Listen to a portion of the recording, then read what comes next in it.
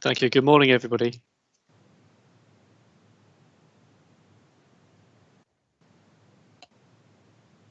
Good morning, everybody. Can everybody hear me? Yes, Yes, sir. Thank you. Right. Thank you.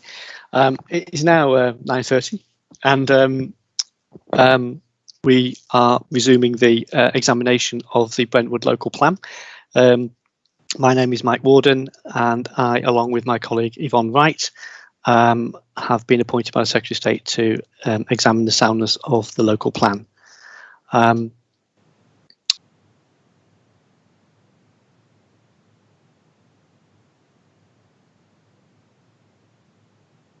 Mrs. Wright, would you just like to say hello? Good morning, ladies and gentlemen. Morning. I just muted myself accidentally then. All participants this morning have already attended a session, so I will keep the housekeeping messages to a minimum. Just to remind you, please use the hand raise function when you wish to speak. Turn the camera on when you're speaking. You don't have to, but it would help if you do. Please mute your microphone when you're not speaking. Please make sure that your mobile phones are either silent or turned off, and that if at all possible that your screen notifications sounds are switched off. If there are any technical issues during the session, then Annette Feeney, who you've just met, will help you, and she will get you back into the session. Thank you. Can I go through, please, a list of participants? I know we have some changes actually from the list that we had yesterday, but can I go through the list of participants to see that we've got everyone here who is expected to be here? Can I please start with the council? Sir, good morning. Paul Shederidian, Queen's Counsel, acting for the council. I'm not quite sure. Is Kate Pilaris? Kay Pilaris is also assisting us this morning. Kay, I'm not sure if I can see you. Oh, yes, you are there. I'm here. Good morning, inspectors. Good morning, everyone. Good morning.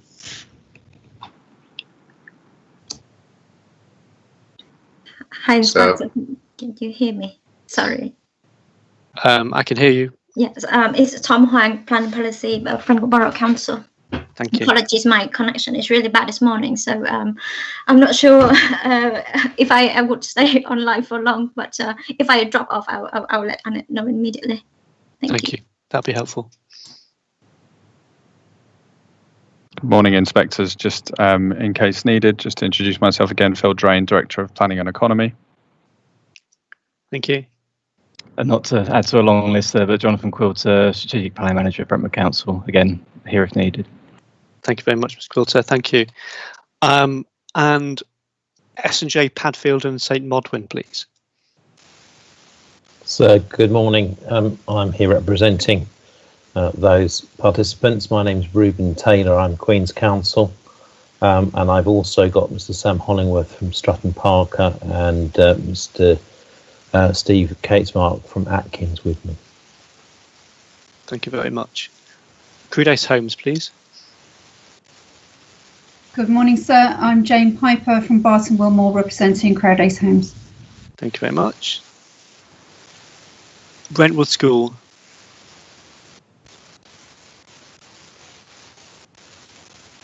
Mr. Pryor, I think. Yeah. Are you receiving me, Nick Pryor? Yes, I can hear you and see you, Mr. Pryor. I must apologise, sir. I was diagnosed with Bell's palsy last week, so my speech is not very good, but I'm fine. So, but I'm here and switched on. Thank you very much, Mr. Pryor, and thank you for that. Please let us know if we're not able to, if you need any assistance at all in your time. Many thanks. Thank you. And for the Ursuline Sisters. Good morning, sir. James Gabriel from the JTS Partnership. Thank you. Priest Lane Residents Association.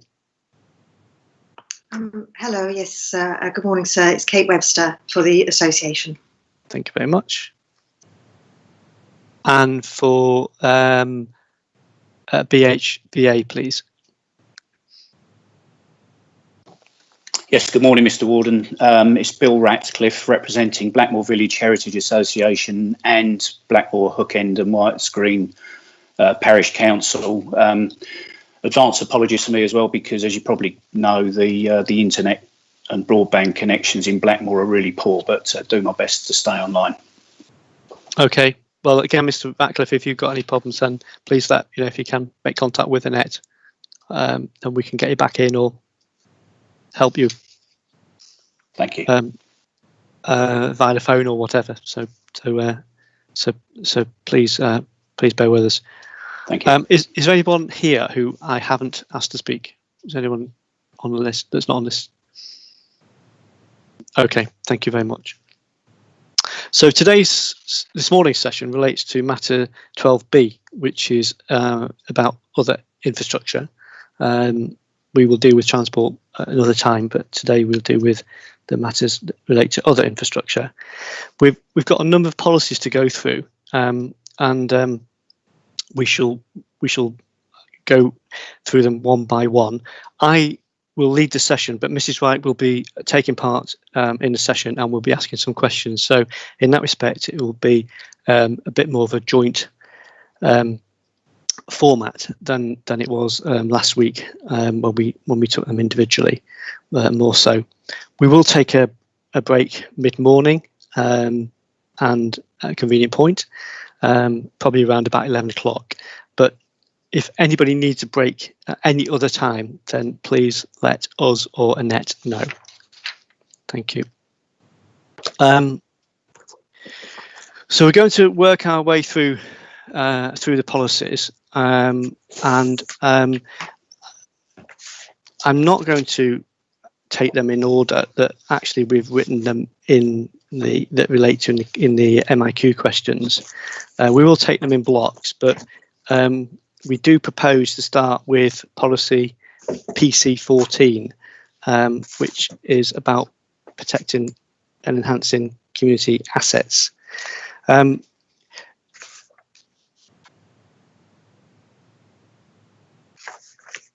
of the issues that we do want to really focus on is relating our examination back to the submitted plan and the policies within the submitted plan.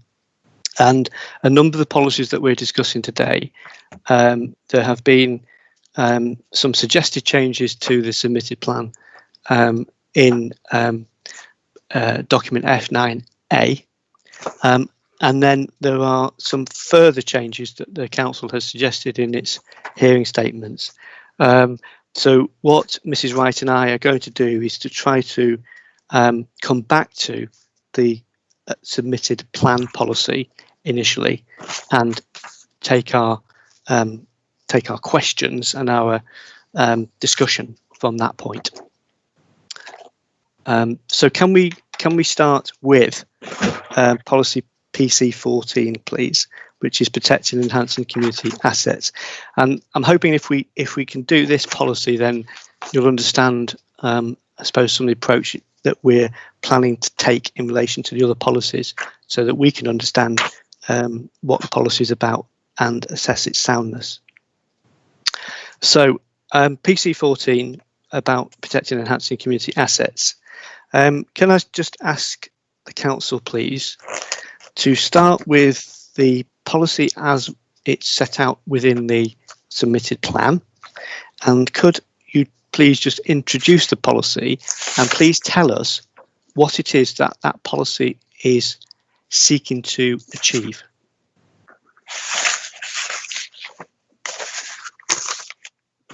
So I think if I can just start.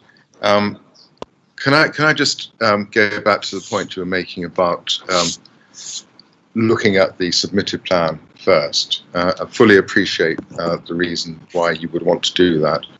The changes which have been proposed in F9A and subsequent documents have been done as a means of trying to assist, but I can see how complicated the whole process becomes if you start considering all of those suggested changes in the context of this examination. I have to say I'm getting a little bit confused as well, having to go backwards and forwards through various documents to see how things are progressing. So we welcome the opportunity, as it were, to look at it from the starting point of the submitted plan. So far as PC14 is concerned, we think it broadly aligns with the MPPF and attempts, as it were, to recognise both the importance of community assets and facilities. I think the word assets actually is an unfortunate word in many. It's used quite a lot now in policies and other documents, but it's really referring to community facilities. And what the policy is trying to do is to ensure that existing community facilities are protected and that where development proposals come about, the requirement for such facilities is recognised and encouraged where they are needed to enhance community well-being, essentially. And we think that the policy achieves that ambition.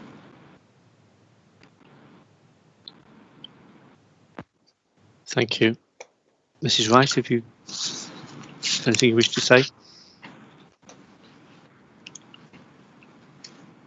I suppose what I'd like to do is just go through the wording of the submitted policy and just see what elements of that are sound, whether they are consistent with national policy. And some changes are necessary. I think I think we recognise that to ensure soundness and to ensure the effectiveness of the policy. So I think going through each of the elements to see whether it's necessary to change them for soundness reasons, I think that would be a good starting point. Yeah. So, Mr. Warden, do you want me to go through that? Well, just a first question that I had was about the title. If you could just, in that, I think the council is now suggesting that it should be designated facilities rather than assets. Yes, I think that is makes that sense. to avoid a confusion with assets of community value? Yes.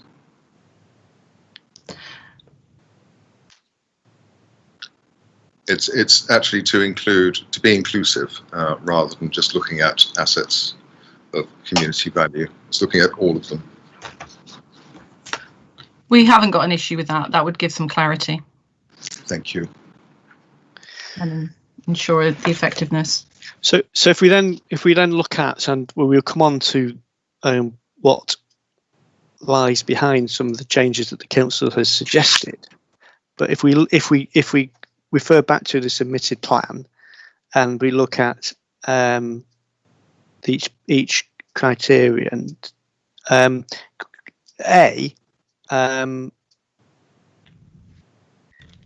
existing community assets will be protected from inappropriate change of use or redevelopment. Is that not sound? The objective is certainly sound, and the wording is probably sound as it is.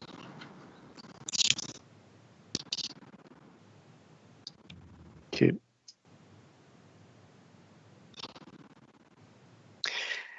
If we look at criterion B,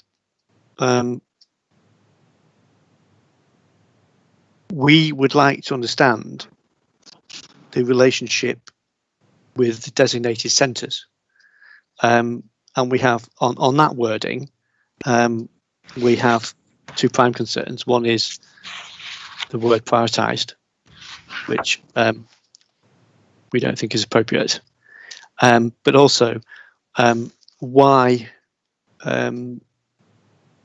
would it doesn't. I suppose as it's set out, doesn't give direction to facilities to applications that might come forward outside of designated centres.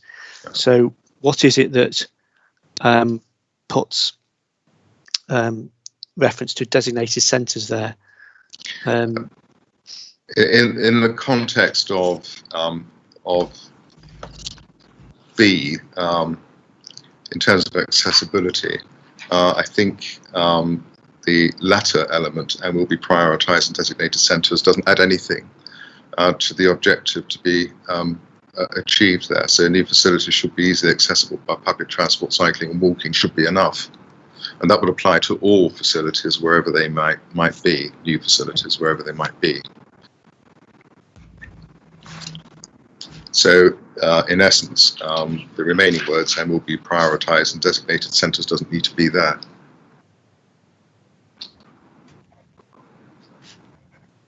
Okay, thank you.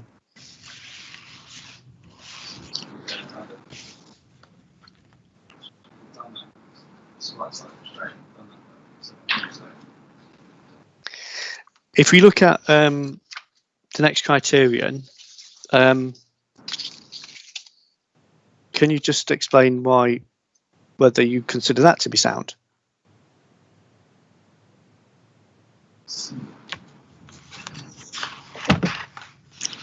Simply because it's supporting a positive approach to the provision of such facilities, which must be applauded. So again, I think in terms of a positive approach to the provision of community facilities, this is what it does. So the council will support those proposals that come forward with those proposals. Thank you.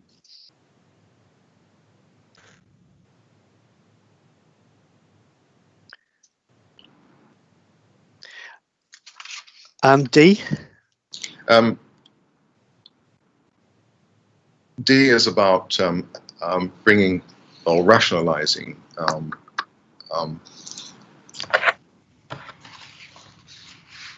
the location of assets to make them more easily accessible. So, for example, in larger residential developments, it makes sense if you can co-locate community facilities to enable easier access, the sharing of resources, for example, rather than have them dispersed throughout development. So that is the intention of that particular subclause.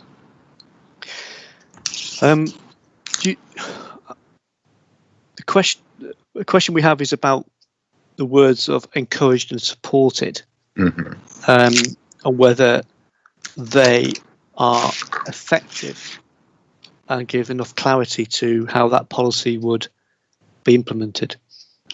Yes, it could be reworded in the sense that it should be a requirement wherever possible in order to make the best use of land, to co-locate and rationalise or share facilities.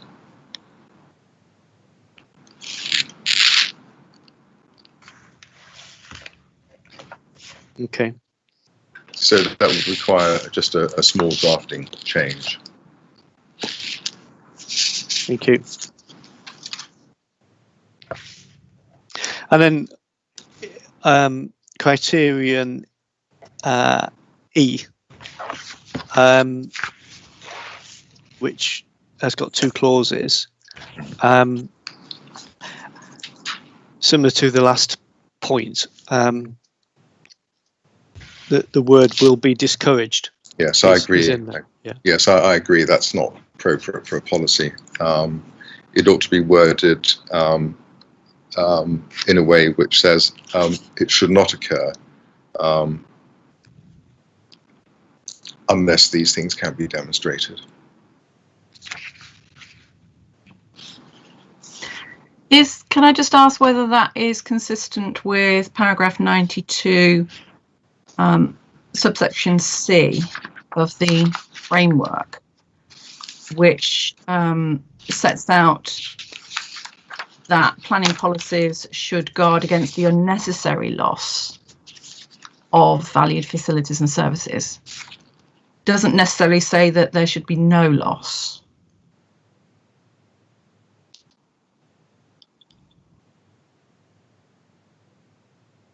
Well, we could actually just include the word unnecessary before loss.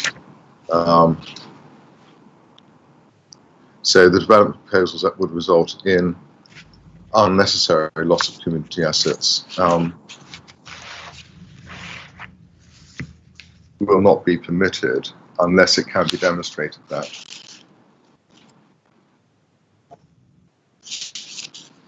Just let me have a look at the framework again.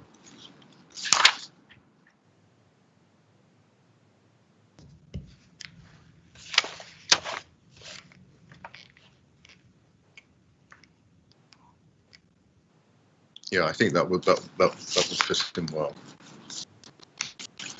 Because paragraph 92C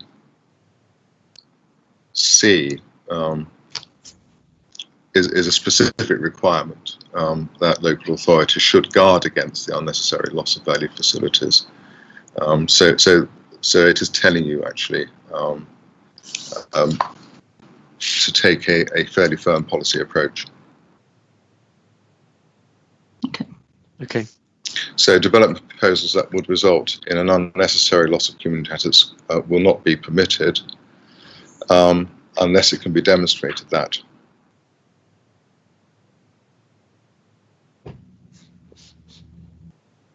Thank you. I think that would, again, we will obviously at the end of all of this look at the MMs in much more detail, but I think that would ensure consistency on that particular element. So thank you for that suggestion. Thank you. And F, sorry, sir. Sorry, no, Mr. Schroeder-Davian, sorry. I was just going to go on to deal with F, which I think is perfectly sound, in that an unused asset should be, as far as possible, brought back into use for other community purposes. I'm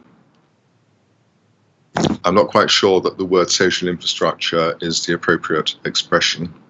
I think we should stick to facilities or uses. So other forms of community use should be in there. Instead of social infrastructure, we put community use. And in terms of the operation of that criterion in respect of, for example, a planning application, would it be expected, therefore, that an applicant would have to assess redundant community assets? That is the implication. That is the implication, yes. So if I were to come forward with an application to convert a former community building into flats, for example, I'd have to show that it's not possible to bring the building back into use for community purposes.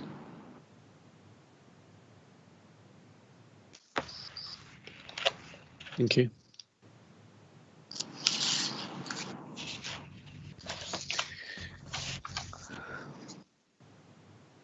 So what we've attempted to do there is to just run through the submitted policy and look at the soundness of the submitted policy, without focusing on the other suggested changes that the council has put forward through the process, and that's really the approach that we are looking at when we're examining the plan. That's understood, perfectly understood, and perfectly understand the rationale behind that, because otherwise it becomes terribly confusing. And of course, the proposals or the suggested amendments put forward in document F9A and subsequent responses to MIQs were done as a basis for discussion and as a means of rationalising the plan in certain respects. And if I can just make a broad point here, there is a degree of repetition in the policies on certain subjects, and it's not quite clear how they interrelate. So we've tried in terms to rationalise elements of the plan in order to make it clearer and simpler to navigate. And no doubt we'll come on to discuss those in due course. Thank you.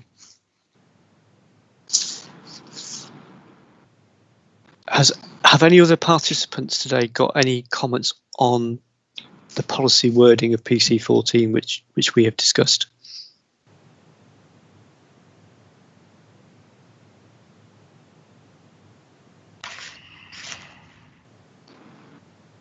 No, thank you.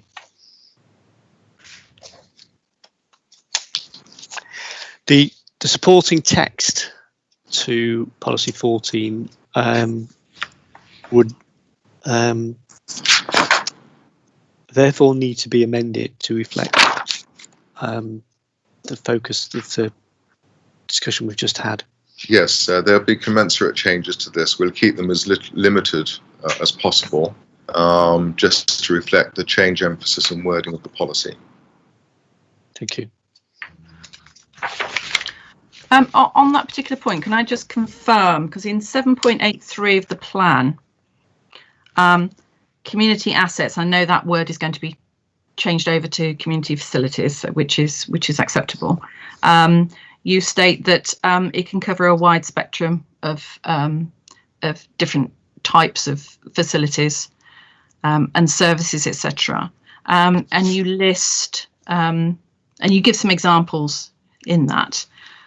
You include green spaces in there and buildings for sports and leisure.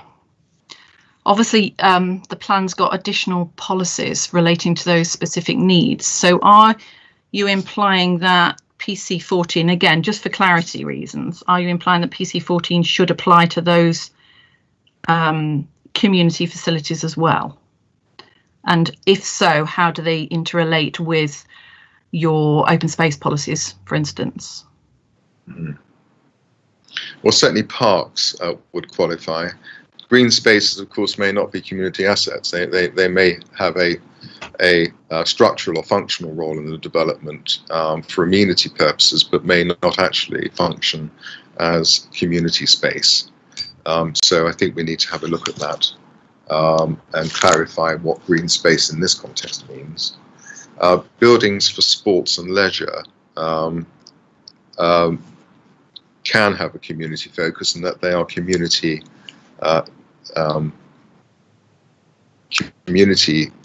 facilities rather than private facilities being offered on an open market basis, commercial basis.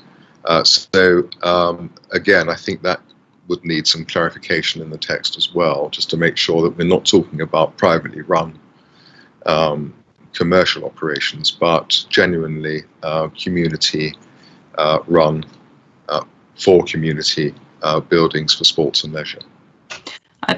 Thank you, Mr. Shadravian. I think just some clarity on what facilities this policy would apply to. So yeah. I think that without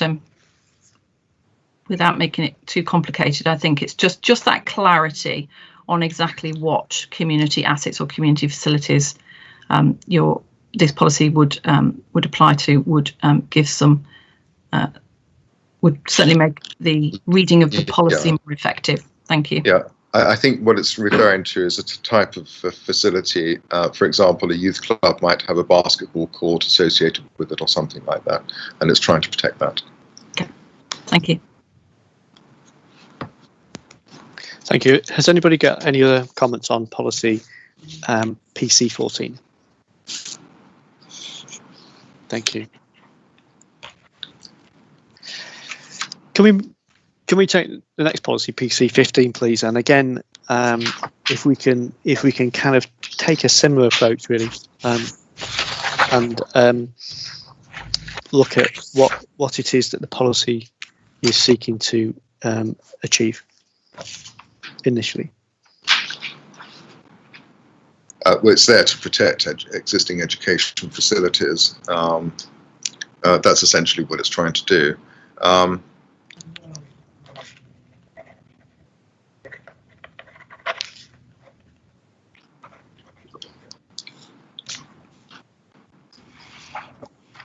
And that's a sound objective in the sense that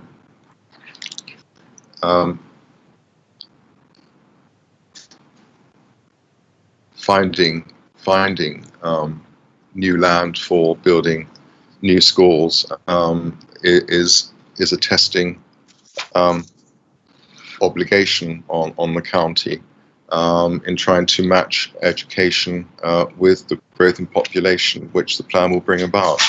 So it's important that existing facilities are protected, including their grounds.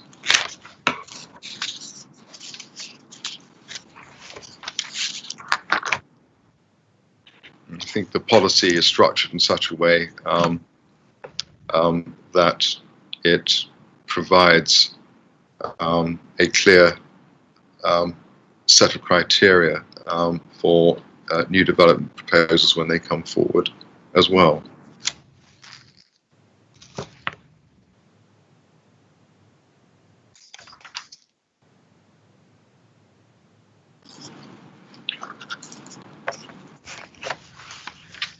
Thank you. Can we go through each of the criteria? Yes, of course. So that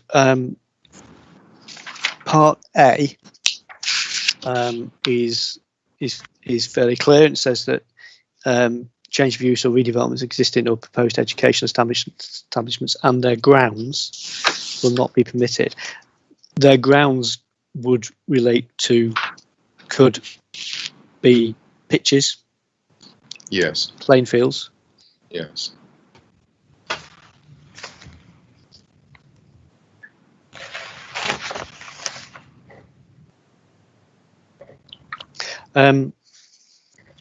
Unless it can be clearly demonstrated in A that the use of the site is generally redundant and no other alternative educational or community use can be found.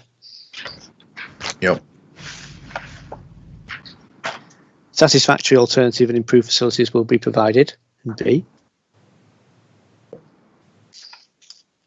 Or the area of the site to be redeveloped is generally in excess of government guidelines for playing field provision, taking account of future educational projections. Can you just explain what C means and whether that is clear enough to an applicant?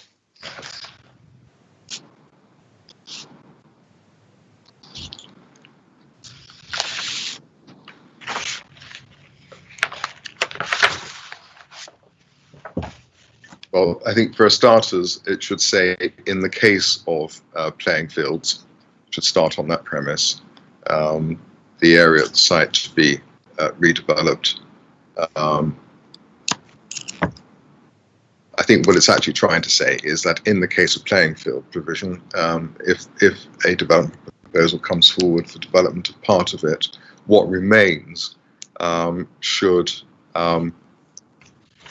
provide adequate playing field provision for the school or education institution to which it relates. So I think it needs to be turned around. But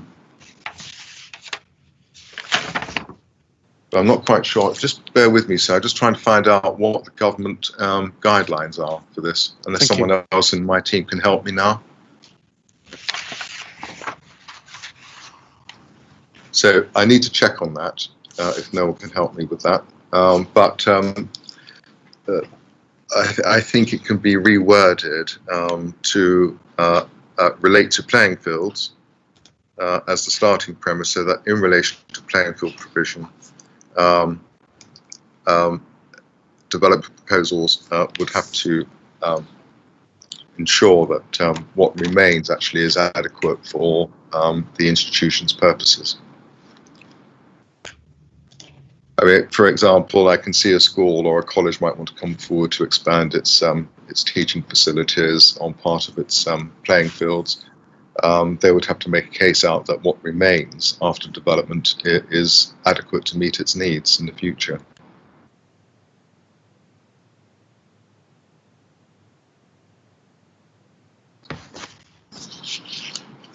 But I'll have to take time out later on to look at guidelines such as they might be. There may not be a need actually to put the government guidelines in there, but we'll see. No. So essentially, it can be redrafted very simply to give it proper effect. Thank you.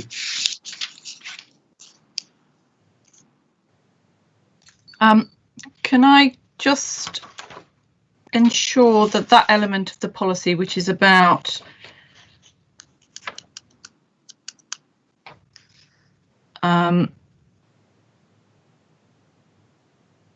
no, that's okay. We'll come on to my question a little bit later. Sorry. That's fine.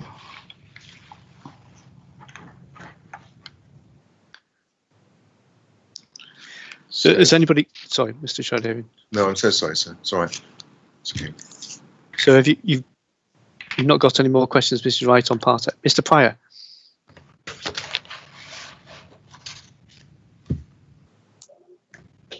Thank you, sir. Thank you for running through those criteria, and I see we've got a more proactive and positive policy in relation to PC 16, buildings for institutional purposes. So my comments are made when we come on to that, and obviously in the context of paragraph 94 of the NPPF, as far as schools and educational facilities go. I wonder the need on this first policy where they say where there is go to criteria B, where there is a demonstrable need for educational facilities. Is demonstrable necessary in that reinforcement in the positive NPPF framework in which we are working? And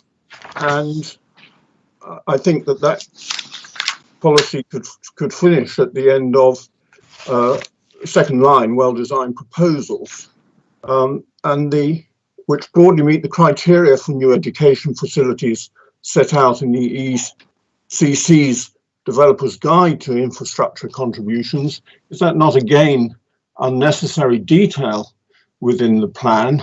And when we go to try and find the EEC contributions, are we referring to Annex C within that document?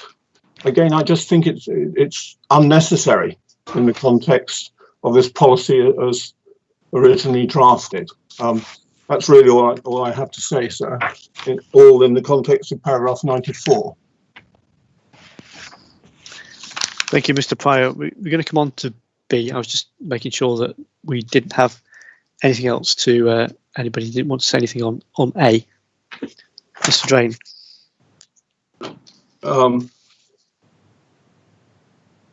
No, I haven't got anything to add on A, sir. Oh, sorry, I've muted. Sorry, no, nothing further to say on A. Thank you, Mr. Pryor. Mr. Drain. Thank you, Inspector. Only on that points where it gets slightly confusing, where we're still talking about A, point C, in terms of the sports or playing field provision. I was just going to mention that within the Statement of Common Ground with Sport England F17A, we have had some discussion with Sport England about the criteria there, and certainly in terms of reflecting on making sure that the wording is clear and correct in that regard, we can come back via the conversations that we've had with Sport England, and it is effectively where there is, as Mr. Shadow-Evans explained, where there's a loss of playing fields or open space, that any loss or change in type of space should comply with policy BE23. So we may need to cross-refer to BE23.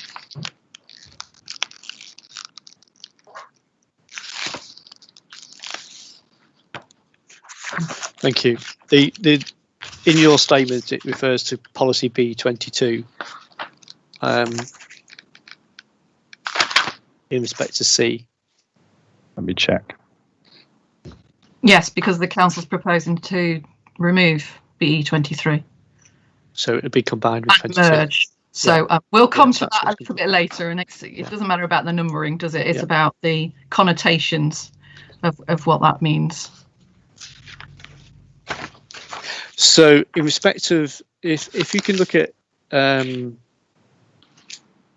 97 of the framework, and whether then the resulting policy as proposed, as it were, meets paragraph 97 of the framework. It deals with open space and recreation. So obviously it would need to be consistent with the approach set out in paragraph 97.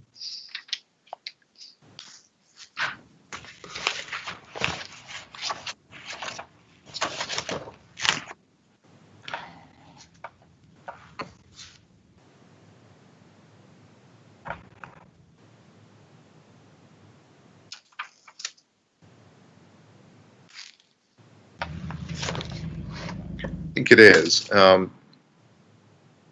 97A talks about an assessment undertaken which is clearly shown that the open space, and by open space in that context it means the open space to be built upon,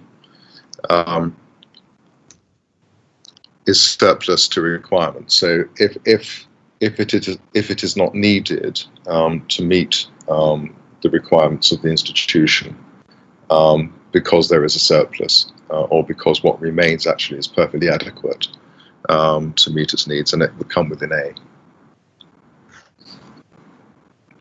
I think apart from that, actually, I think criterion A, subparagraphs A, B and C are compliant with paragraph 97. Thank you.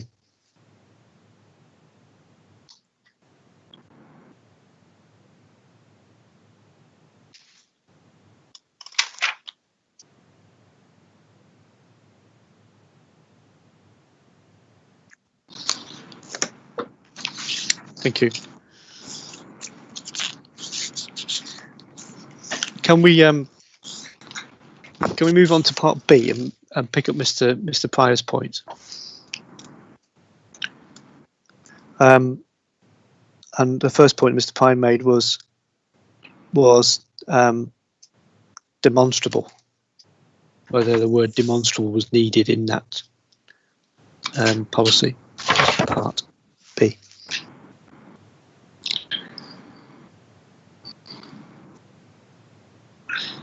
The answer, very, very honestly, is no. It doesn't need to say demonstrable.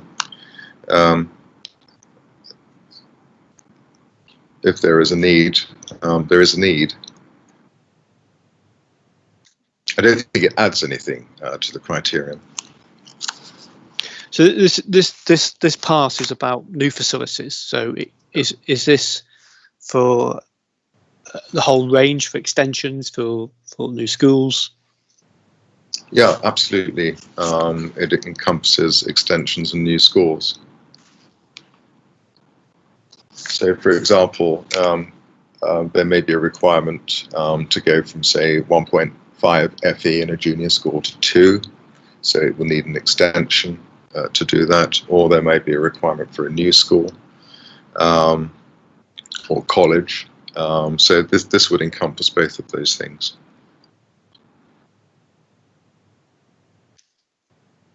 And is it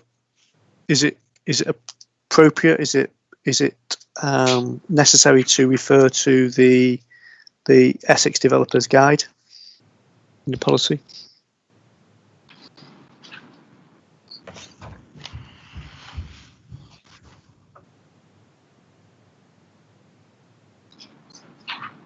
I just take some instructions on that.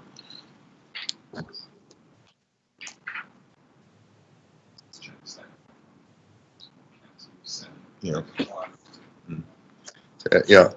I need to check the statement of common ground with the county, which we're going to do, to see what their position is on this. And so can I come back to you on that? Yes, of course, yes. Because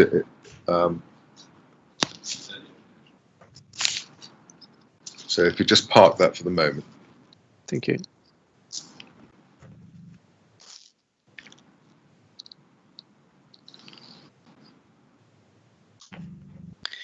Criterion C is I'm not sure. You just to help me here explaining why criterion C is necessary, and whether it's more of a statement than part of the policy. It can't be a policy requirement, so it shouldn't be in there. I think it's something which should be in the supporting text if it's needed at all, frankly.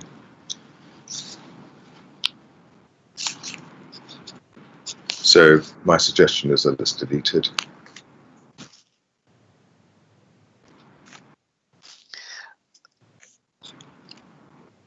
And then D, can you just explain to me what D is seeking to achieve and whether it is necessary to have it within the policy?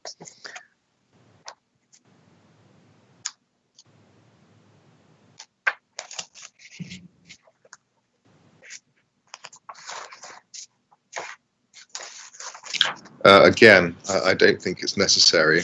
I can understand the intention behind it, but frankly, when an application for development comes forward, if it were to have an adverse impact on an existing education facility, that would be a material consideration which one would take into account in any event. And it's not quite, I'm not quite sure actually that a reference to planning obligations or SIL assists in that. So it could be deleted.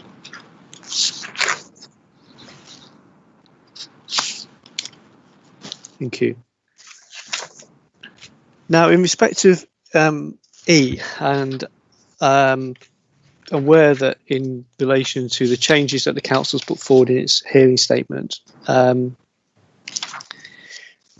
perhaps you could help us with understanding how, and this relates to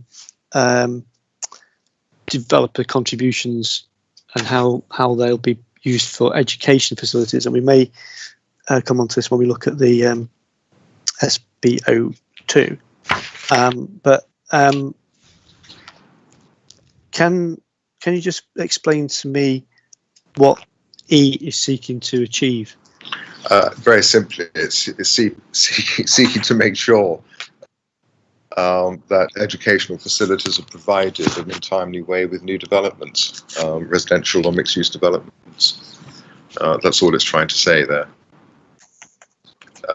And in doing so, and to make sure that the appropriate level and type of provision arrives at the right time, the applicant will need to consider the local educational authorities' requirements.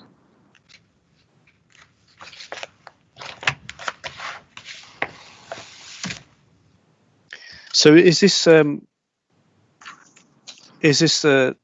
part of the plan that would justify the collection of funds from various developments to be put to new educational facilities off-site? It could include that, yes, of course, absolutely. As I said, for example, it might require a contribution being made to improve education facilities on another site because they can't be provided on the development site itself. So it does encompass that as well.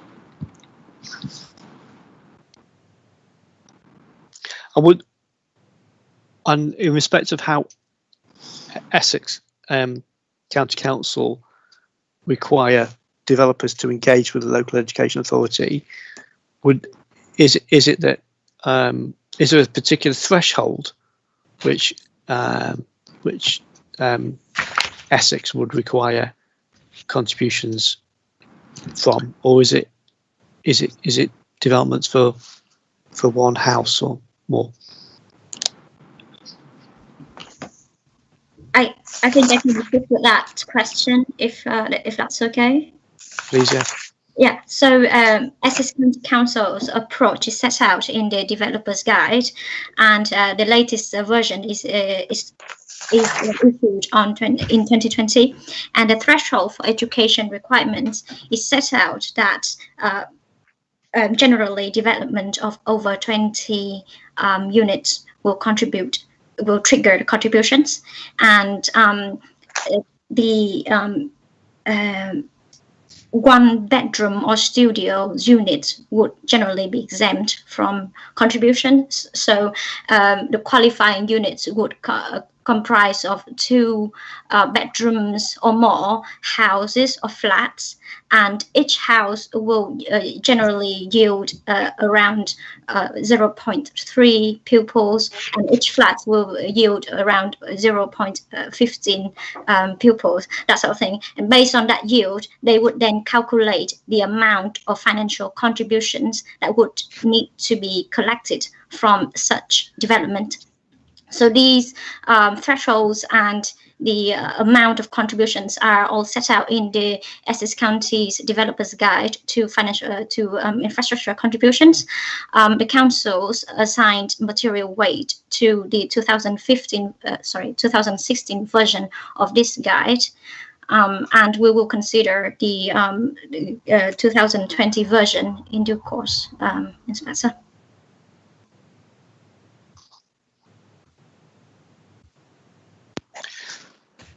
So when the policy refers to appropriate mitigation, is that mitigation that financial contribution? Yes. Effectively, of mitigation, yes. And the reason why it says it mentions regarding the phasing is because in reality, one education facility can serve many developments, many sites, but not all the sites would come forward in the same times. So therefore, it needs to liaise with the Essex County Council, because they would need to justify whether an expansion or a new facility would be needed to serve the many developments in time. And in doing so, it may need to forward fund such facility, and then it then collects the contributions back to maintain that cash flow, so that it is able to fund education facilities requirements in time. If that makes sense, I hope that's clarified. No, that's helpful. Thank you. So, for example, on when we've looked at the infrastructure delivery plan, and when we're looking at the school at Shenfield, yes, last week, that the infrastructure delivery plan refers to funds being collected from a number of different sites. Yes, correct. Yeah. Some of which are not near Shenfield at all. But is that the way it works then in the borough? In that a development anywhere in the borough would contribute to effectively put into the pot from which the county council would draw down those funds to ensure the delivery of education. Yes, so it is not anywhere, but Essex County Council would have the way to do it is by planning groups. So these sites from R03 to R19 would contribute to the facility that they envisage would happen on R03, land north of Shenfield, because they consider that this site, the pupil from these sites would use this facility. So there would be a need for that facility in R03, and as I explained, that some of these developments would not come forward at the same time. So therefore, they need to have that land secured at R03 in advance, and then when, depending on the build rate and demand, they would determine at some stage when the facility would be in place.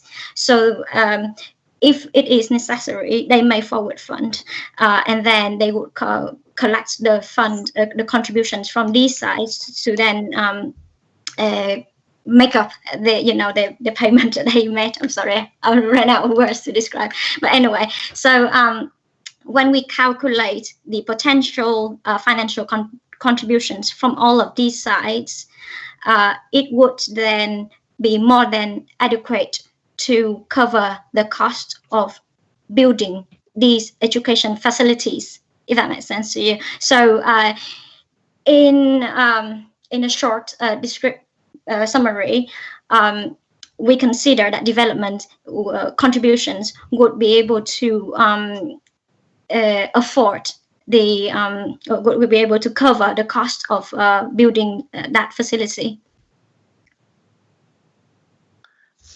Thank you. I'll come back in a moment. Mr. Ratcliffe, you've got your hand up. Yes, thank you, Mr. Warden. I just wondered whether now would be an appropriate time to talk about strategy for the northern part of the borough, and in particular the developers' contributions that are going to be made to grouped schools as opposed to specific schools, and where future development is currently allocated. Made the point last week under 7B about the lack of a cohesive strategy for the northern villages. And if I use Blackmore as an example, it's quite clear from having a school that's already oversubscribed that children, junior school age children, primary and junior school age children would need to be exported to other schools within the grouping. And it looks like in figure 8.1 that the investment will be in Doddinghurst and Kelvedon Hatch, which again means that further additional children would be exported, to use that phrase, to other parts of the northern part of the borough. And in other parts of the plan, I note comments such as strong emphasis on sense of place, collaborative approach taken with ECC to understand the strategic implications of local plan housing sites for primary school provision. I mean, we're facing a situation, using Blackmore again as an example, where the school's oversubscribed already. There's going to be, if the plan is approved, additional 50 houses, potentially more, say 20 additional children, plus the legalisation of the currently illegal travellers site, which has caused further problem on the school.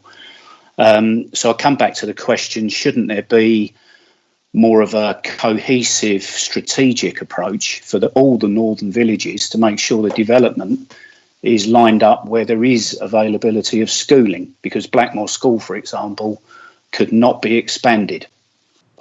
Thank you. Thank you, Mr. Ratcliffe. I'm not looking at the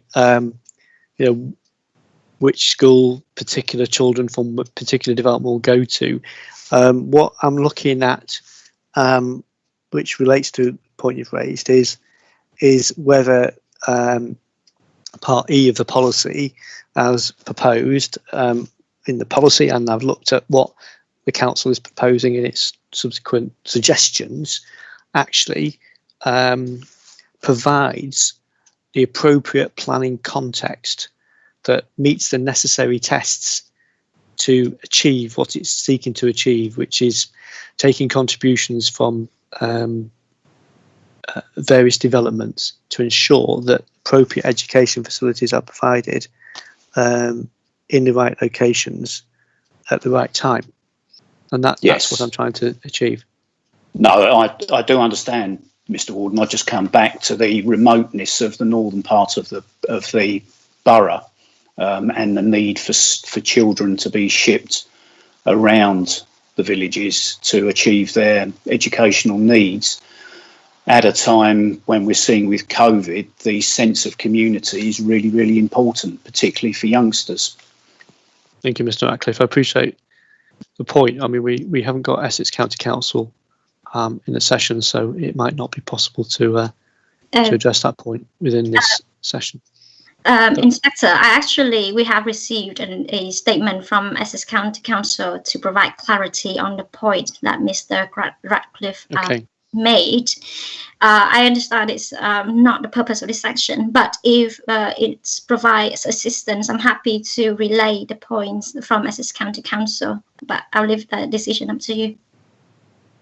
Well, if you're able to help Mr. Ratcliffe outside of this meeting, then that would be helpful. Okay, so from what I understand from Essex County Council, basically with regards to Blackmore Primary School, there were currently around 160 pupils. Miss Hong, Mr. Warden said outside the meeting.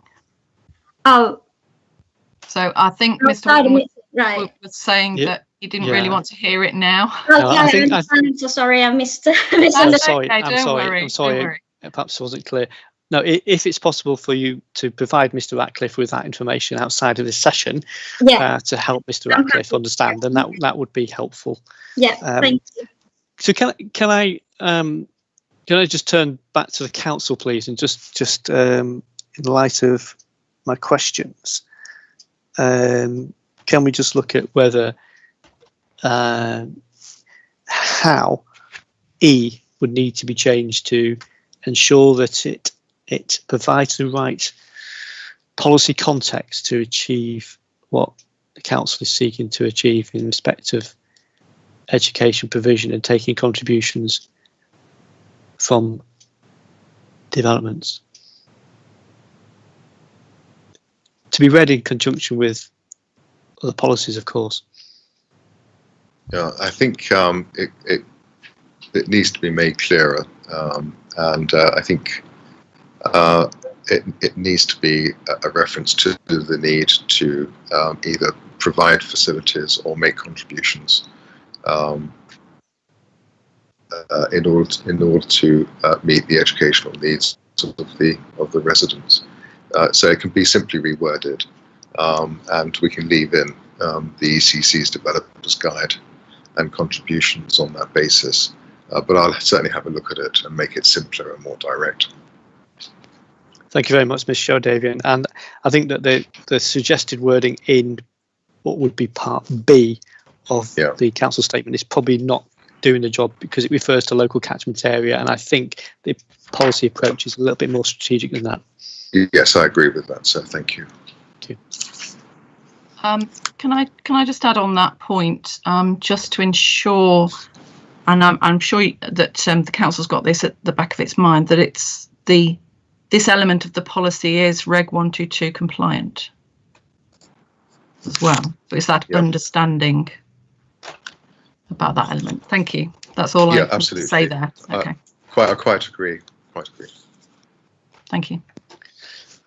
Thank you. Has anybody got any further points on part E of this policy? Ms. Piper?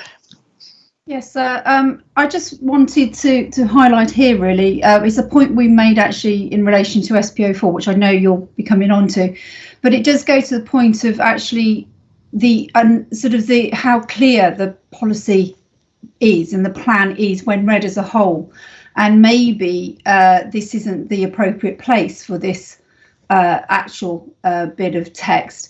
We in our statements actually referred to the Rushmore local plan, which has a chapter that deals specifically with developer contributions, which would include social infrastructure and community infrastructure such as schools, and it's all in one place. I think that's the point. When you look at the local plan and read it as a whole, you can tell it's been a long time coming, and it's quite divided up and split up, and it's quite difficult to navigate your way around to try and find out exactly what's required by whom and when and where. And it's just obviously we're coming from your position, sir, of trying to make the limited amount of changes possible, but in terms of trying to get a plan that is sound and can be easily read by those and understood by those bringing development forward in the next plan period, then I do wonder whether this is the sort of thing that should be divided up and looked at in developer contribution chapter as a whole. Thank you. It is indeed possible to do that, and when we come to look at that policy, it might be that E could actually go into that.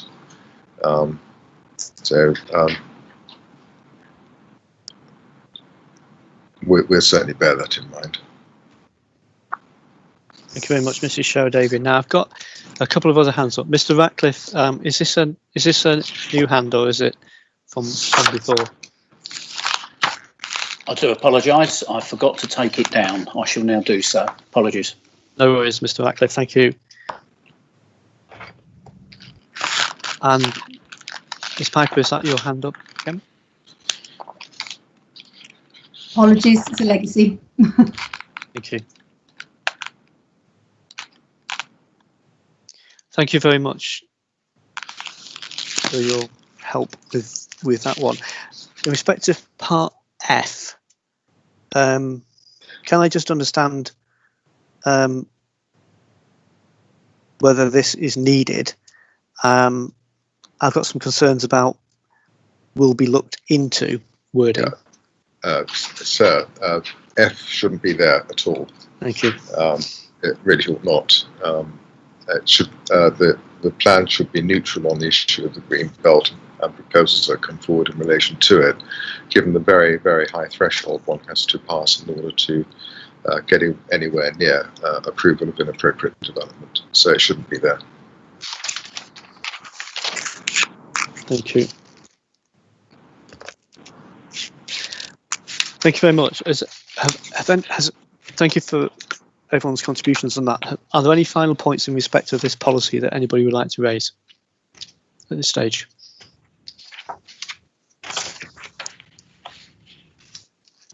Thank you. Can we move to policy PC16, please, which is buildings for institutional purposes? And I'd just like to, if the council can just explain what the policy is trying to achieve. And a question is, why is the policy necessary? What is it that has driven the policy in the plan?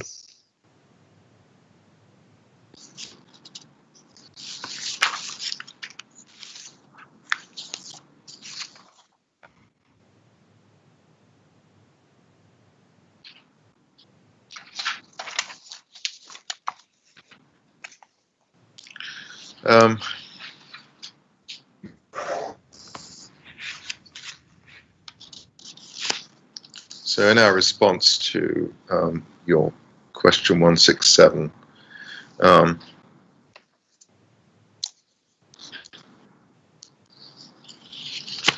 with me for a second.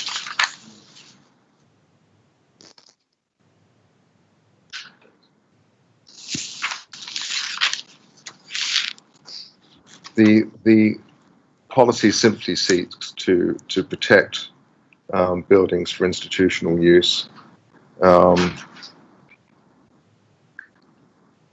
subject to the criteria that's there. Institutional uses are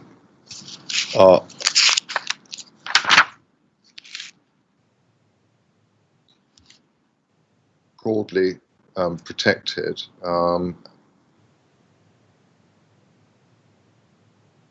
Through this policy, and that's why redevelopment and change of use will be permitted where the council is satisfied that criteria A, B, and C are fulfilled.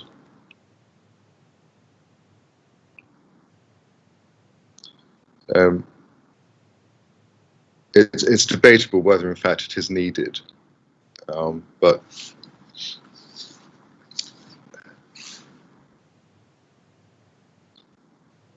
looking at it afresh, and I'm not entirely sure whether there's a need actually to say that planning permission will be granted for inappropriate and well-designed proposals, where it's demonstrable, where there is a demonstrable need for facilities. as a result of an existing deficiency or new development. Because ordinarily a proposal which came forward with that institutional element would be supported in any event. So I'm just wondering whether we need to reflect on this policy and its efficacy in the context of what's trying to be achieved here. On that point, can I just ask, how would it fit with PC15 as well? Because obviously this policy also relates to educational institutions. So I'm a little bit confused as to, you've got two policies then relating to schools, for instance, or colleges. I have to say that I'm not entirely clear to what institutional uses it refers. Sorry, bear with me. Sorry. We did try to clarify the hearing statement, but in the hearing statement, we've said institutional buildings are civic buildings of which operations relate to healthcare, education, recreation, or public works. And these buildings often have publicly accessible spaces and private staff spaces, and their uses typically fall into two groups: non-residential institutions, which might include medical or health facilities, day nurseries, etc., and residential institutions, which might include residential care homes and hospitals. So I'm not entirely confident that there is a need for PC16. Okay.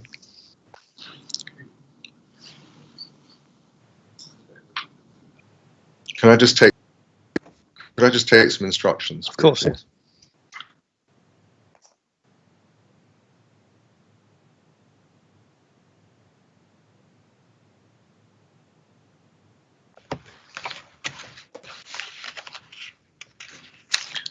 Yeah, I'm getting nods of approval there to my suggestion that it's probably not needed. What I would like to do actually is just make sure that there's nothing in here that may need to go into another policy, but I think it's unlikely, but we'll check it to make sure. Yeah, so I was just going to say that there are much of the policy is just about general planning principles that are covered by the other policies in the plan. But it might be that you might need to just ensure that there's nothing in there that doesn't need to be referred to in another policy in the plan. Yeah, that would otherwise be covered. I mean, the only thing I can see there is accessibility, but that's covered elsewhere. And parking standards, but again, that's covered elsewhere in BE17. So it seems to me that the policy is probably otiose, doesn't do anything to assist the objectives of the plan. And as you say, sir, quite properly, it just sets out planning principles. Thank you. Mr. Pryor.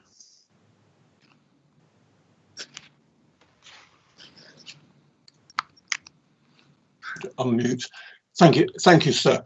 The only point I would make is I was quite pleased to see the positiveness of policy PC16 there, and you're quite right, it does encompass education buildings as well, because reflecting on it in relation to PC15 is almost a negative policy rather than read in the positiveness of paragraph 94 of the MPPF, because if we go back to it is the change of use or redevelopment of existing or proposed educational establishments, and their grounds will not be permitted.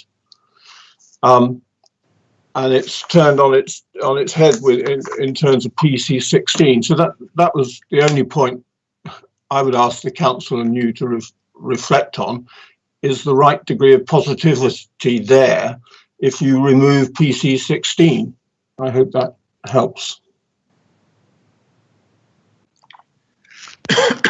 I think I think on that point, Mr. Pryor, I think you're particularly making reference to this giving great weight to the need to create and expand and alter schools, which is set out in paragraph 94, and whether the policy provides that in terms of PC15 in particular. Yes, it's exactly that point. Thank you, Madam.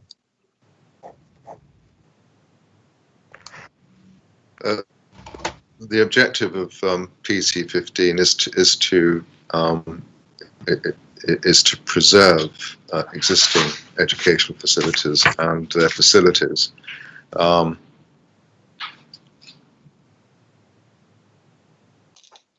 And the exaltation in the NPPF is to make sure that a positive approach is taken to the provision of new facilities. That's done through other policies in this plan, in this policy, requiring education facilities to be provided where they are necessary, and the protection given to facilities and the spaces around them, including playing fields, it follows the exaltation in paragraph 97 of the NPPF to make sure that they're not built on. So that's why it's taken that kind of line.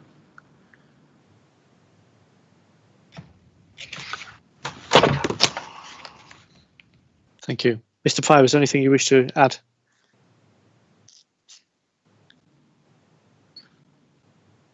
The only point, if PC16 goes, then when I'd read the plan, I was happy that it was there because it gave that positive approach. If it goes, then I question whether there is enough positivity within PC15. That's really where I sit. PC16 utilises a form of words which is very similar to Part B of PC15, talking about demonstrable need for new educational facilities. Planning permission will be granted for appropriate and well-designed proposals. So it's almost the same formulation. So in relation to new educational facilities, it does provide the same positive approach. Thank you. Okay, thank you very much, Mr. Pryor. Thank you, Mr. Shardavian, for your contributions. I was proposing to move on to the developer contributions policy SPO4, but I think it would be appropriate to take a break before we do so, since we're coming up towards 11 o'clock. So if we can take a 20-minute break now, if people feel 20 minutes is appropriate, Mr. Shardavian. That would be very helpful, sir. Thank you very much. If we can return back at 11:10, and we will resume the hearing session. Thank you very much. Thank you.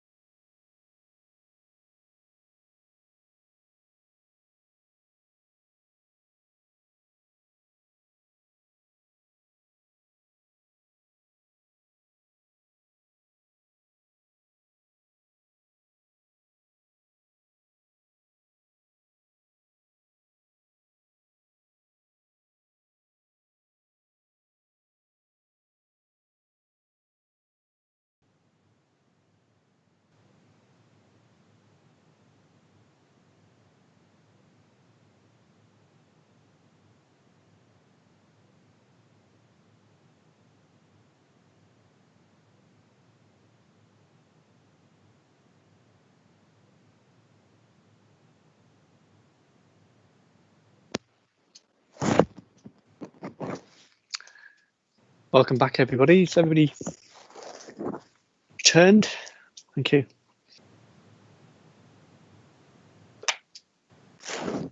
Could we turn, please, to policy SP04, which is the developer contributions policy.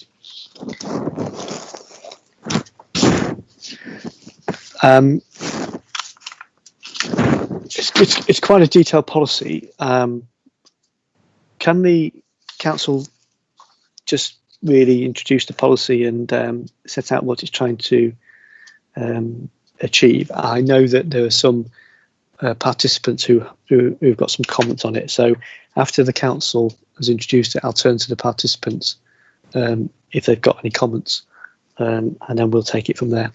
Thank you, Mr. Showdover.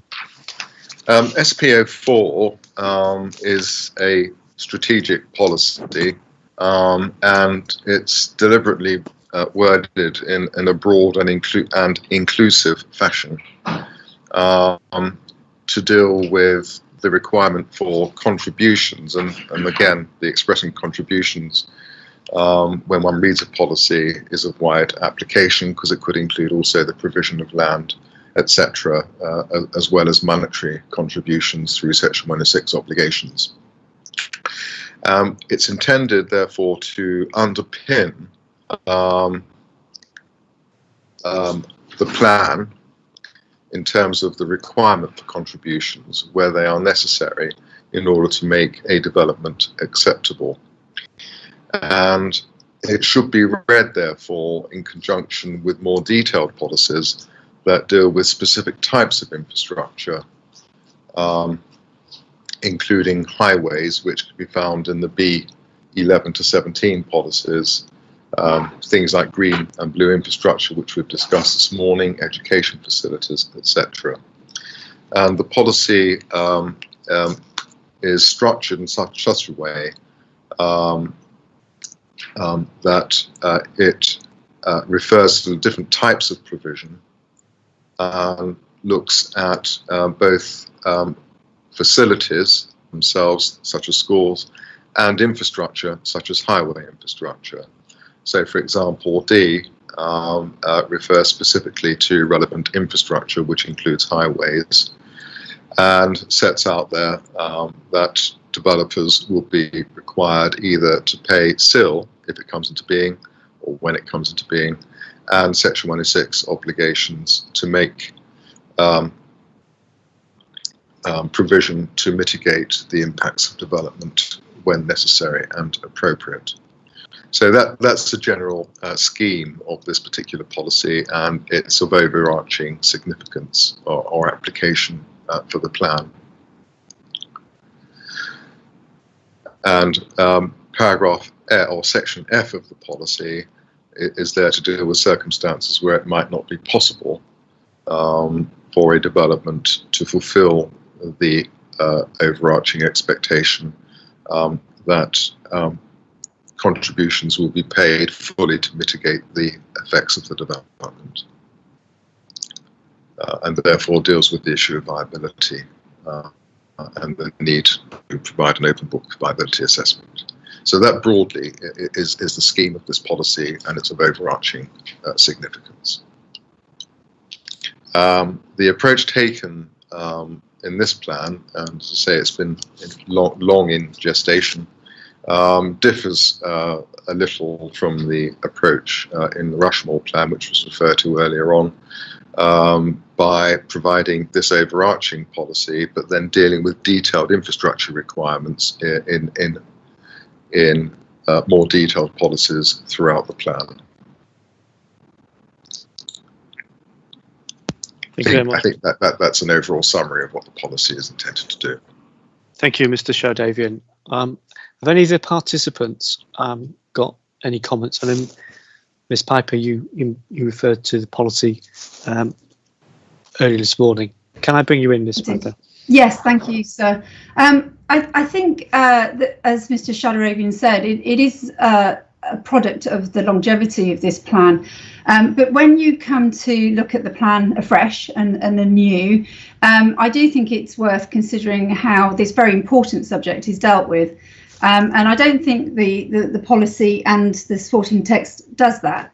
Currently, the council can collect, they can get funding for infrastructure via funds through Section 106s, not through SIL at the moment, although that is an ambition. And through this local plan, they're setting that out through this policy, this overarching policy, the policies, some of the policies we talked about this morning, and also the site-specific policies. What we are asking in our representations is to give people half a chance, basically, of understanding what may be required when they bring a site forward. It's okay for us that know the planning system, but for those smaller developments, and there are a fair few, it would be very confusing, we feel, to not have developer contributions dealt with in one place. So we're suggesting that a similar approach to Rushmore is done, whether that's a chapter or in whatever way the council sees fit. But fundamentally, it's about explaining the council's position, the type of infrastructure required, how it will be funded, whether that's through grant, Section 106 and or SIL, which developments pay for what the council's intentions are for SIL, and if it is pursued, how that will work with Section 106 contributions to avoid double dipping. So, Mr. Piper, is your approach that the policy as set out in the plan is sound but could be improved? Yes. Rather than the policy is not sound? Yeah, we believe the policy is sound, but it's just not very well explained. And I think that is part of the discussion that we've had this morning as well, that shows that, and at the site-specific allocation sessions as well. I think it's just a case of the requirements are all there. It could be better explained. And I think for me and my client, I think it's in the lowercase text, it's in the supporting text that needs explanation as to what is required by whom and when and where. So that's, but as a point of principle, no, we don't object to, we think largely the policy is sound. Thank you. Mr. Hollingworth. Thank you, sir. Just wanted to follow up on what was Piper had said there, and I think firstly, clearly, if the policy is not unsound, then we cannot be looking at modifications simply to improve it, just as a technical point there, I suppose. But I think what might be the consequence of the confusion, potential confusion within the policy, as Ms. Piper has explained, is whether that then conflicts with national policy, in particular paragraph 16 of the NPPF, in terms of the policy being clear to decision maker. So I think that there's a potential question there over soundness. But I think the main point I wanted to make, sir, is there are elements of SP04 as proposed to be modified, which are crucial for being incorporated within the final plan from our perspective. Whether that be in a consolidated part of the plan or not, or maintained within the individual policies. That does include, for example, the approach to retrospective contributions, which I think is, as we've set out, is necessary to ensure that the plan is sound and that the contributions required of developers will comply with the SIL regulations, Regulation 122 in particular. Just to make those points. Thank you, sir. Thank you, Mr. Hollingworth. These are suggestions that are in the council's, are they the council's hearing statement or in F9A?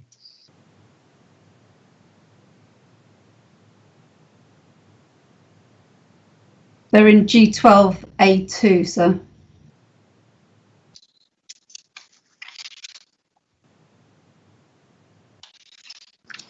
That's the council's hearing statements.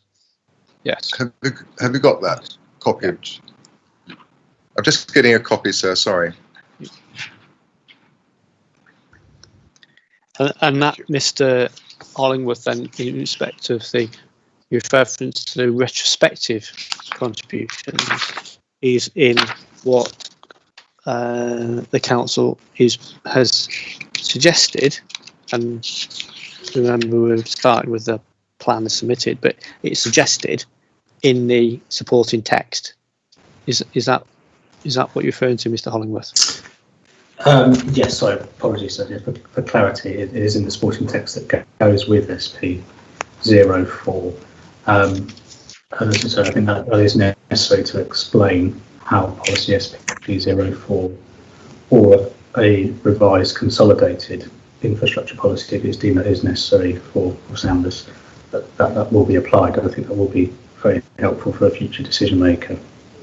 So the issue about retrospective contributions is not within the policy as within the submitted plan, rather than a suggestion by the council in the supporting text to its suggested revisions to the policy.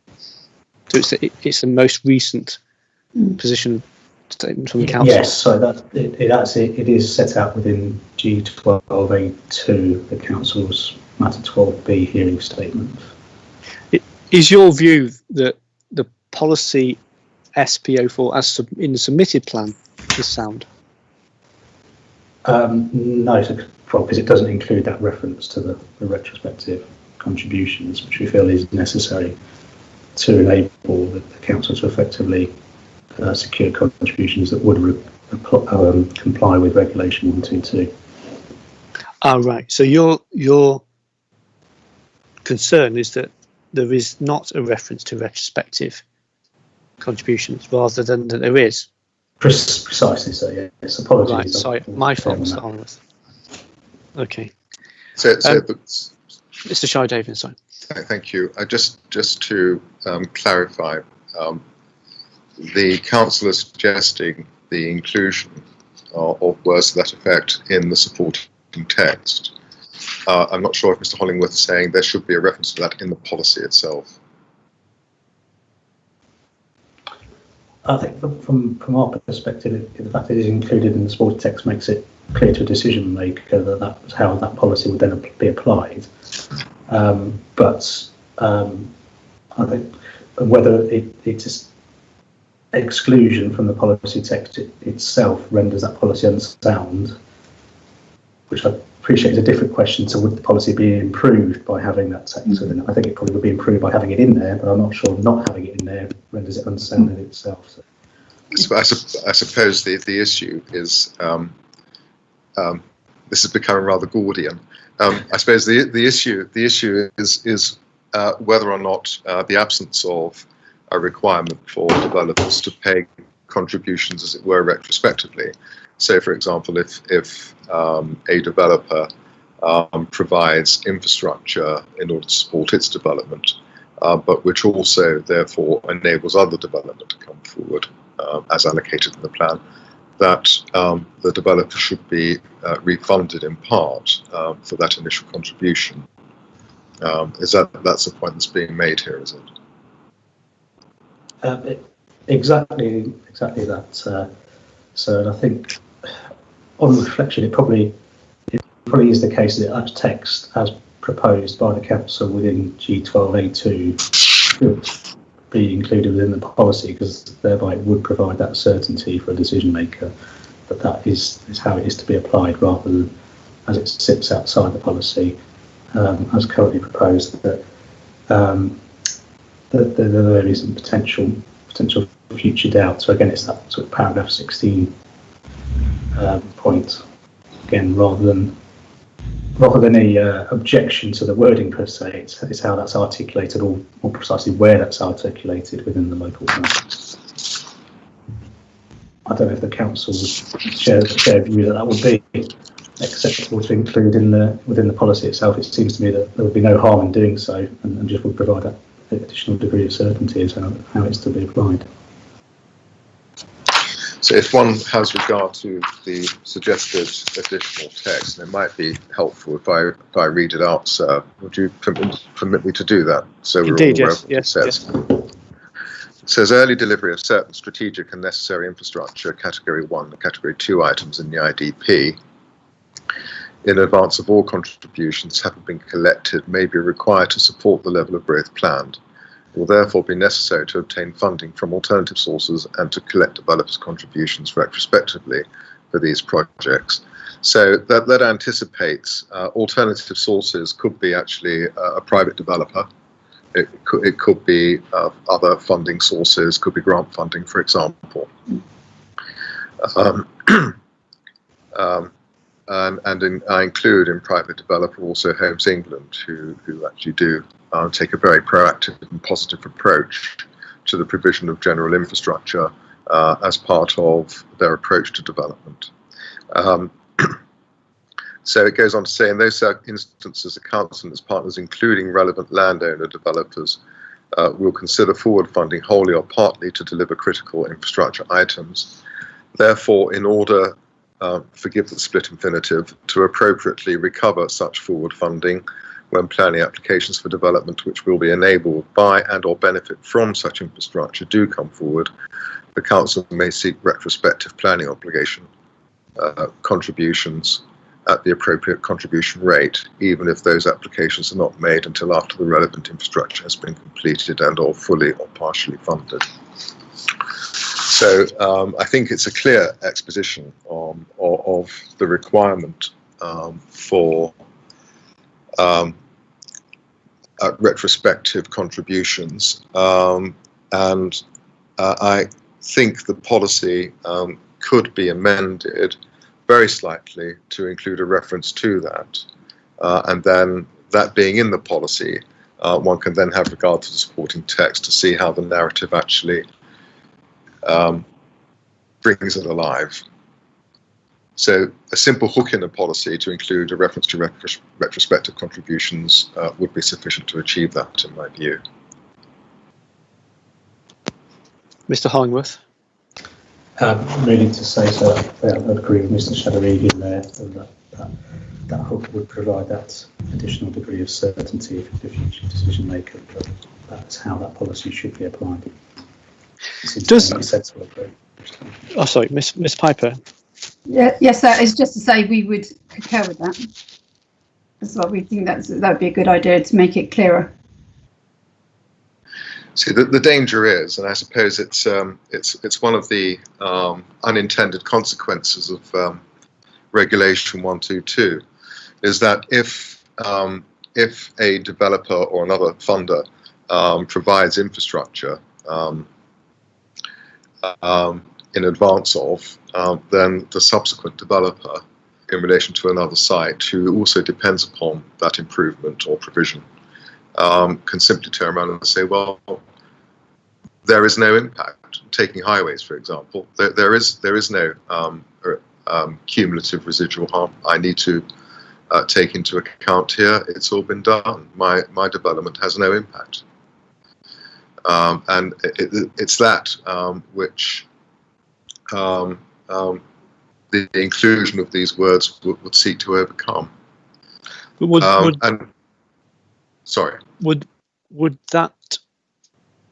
Would the inclusion of those words in that sense, therefore, accord with the test?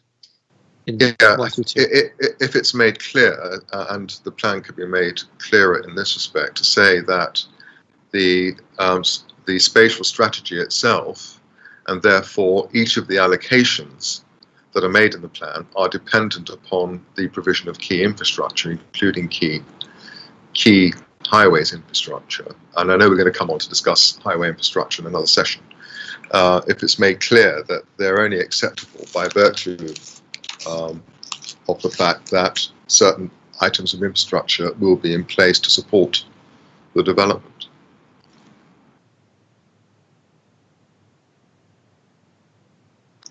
And that's what essentially makes this plan, or that's what essentially underpins the soundness of the plan, because it predicates that particular key infrastructure will be provided in a timely way to enable the allocations to be realised.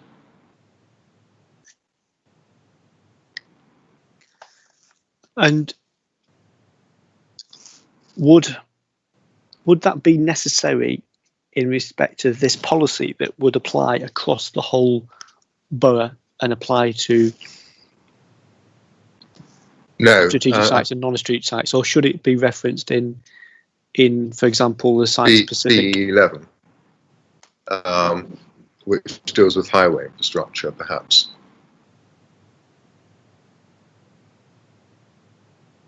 And in respect of the issue, is it solely about highways?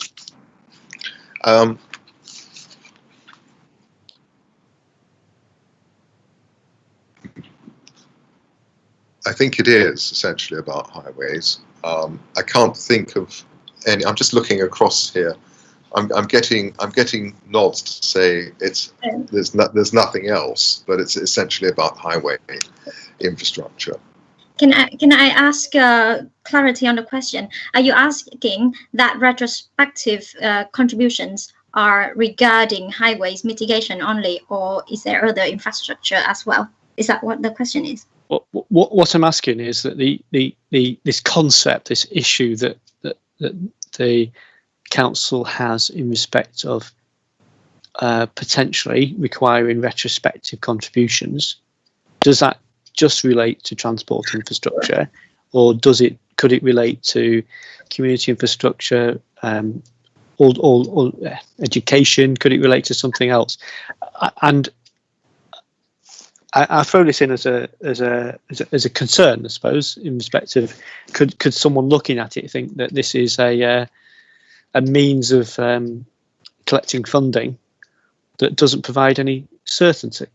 So if I've got a scheme on a site for 30 houses somewhere, is a council going to seek money from my scheme to put towards a project that's already been completed?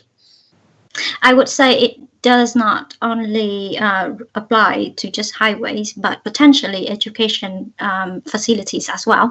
As I explained before, this approach is set out in the FE guideline, whereas they allow education authority to forward fund certain infrastructure and then retrospectively collect the contributions to reimburse the payments being made, the cost being paid by that education authority. Now, this approach has been carried out by Essex County Council and explained in their developers guide to infrastructure contribution. So that any developer's contribution, any development that meets certain threshold will then contribute or pay of a certain financial contributions to the education authority. So even though this policy does not specifically deal with just education or highways, but it then lay the ground for that approach, so that that does not preclude approach to education or highways.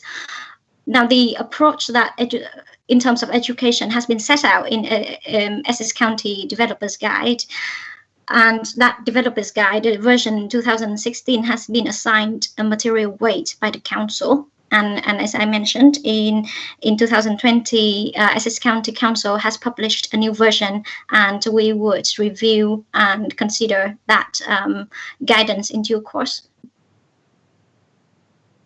Thank you. Thank you for that.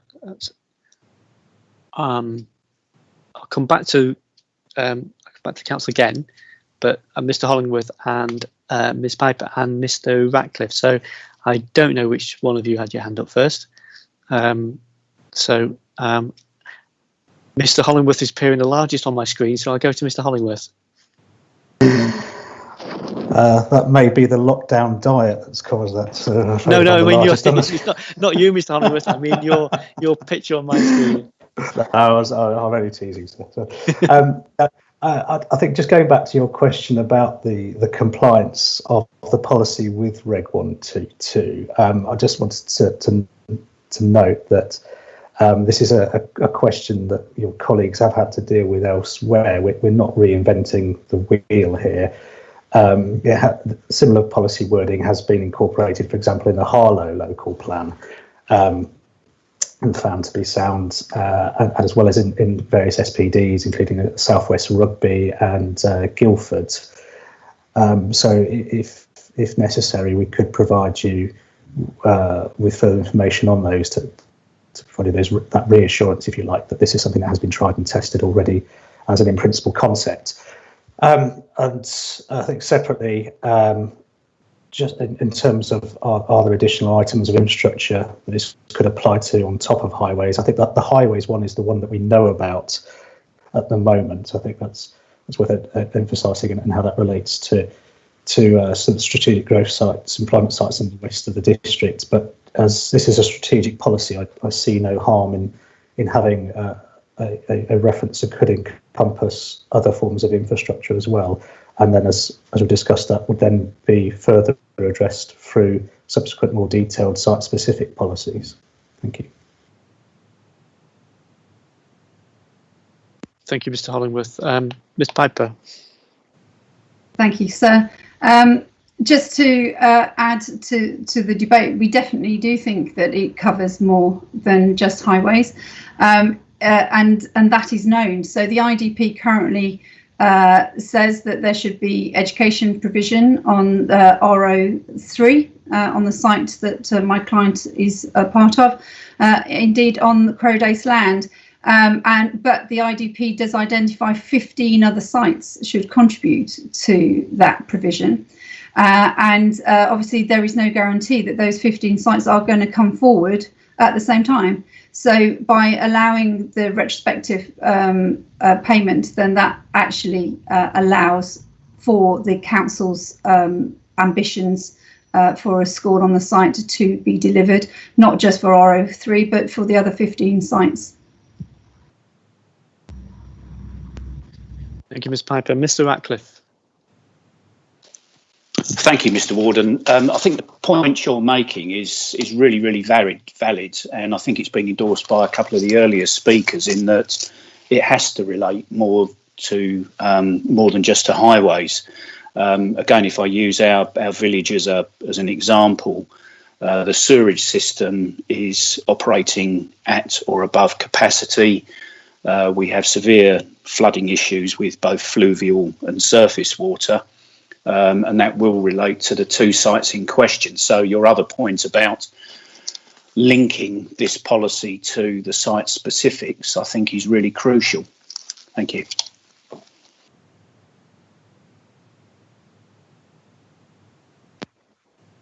Thank you, Mr. Ratcliffe. Mr. Shah-Davian, is there anything you wish to come back on? So if I can just round this up. Is the policy sound without it? There is a question mark over that, simply because the strategy of the plan relies upon the provision of key infrastructure, including highways infrastructure, and I accept it may include other infrastructure items as well. Education is slightly different in the sense that it's normally done on a per capita basis, and a contribution is paid in.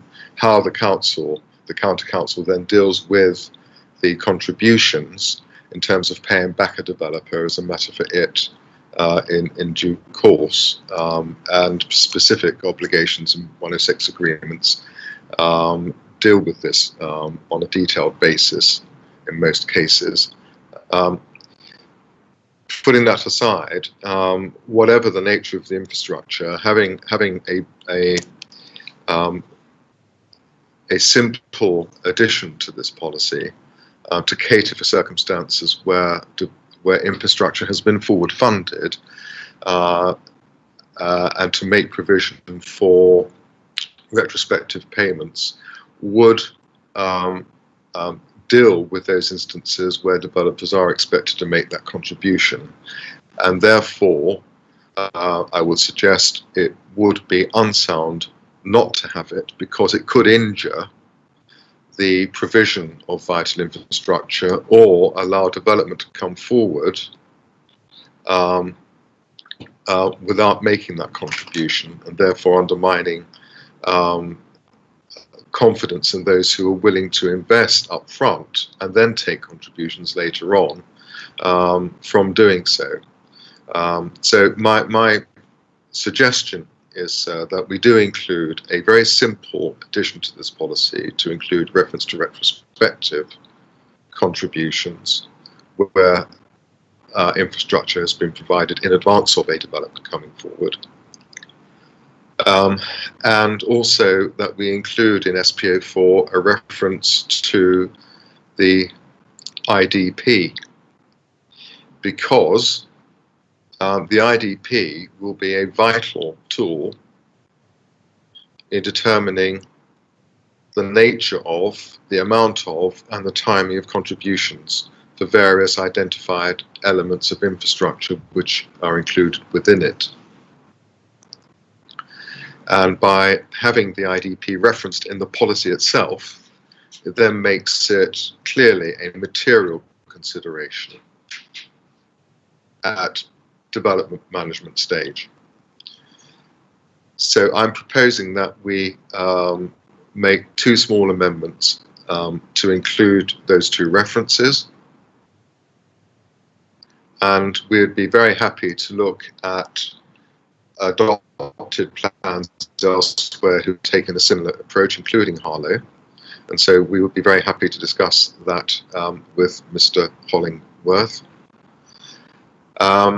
In addition, and although this is not for soundness, but to make it abundantly clear to readers of the plan, the supporting text should set out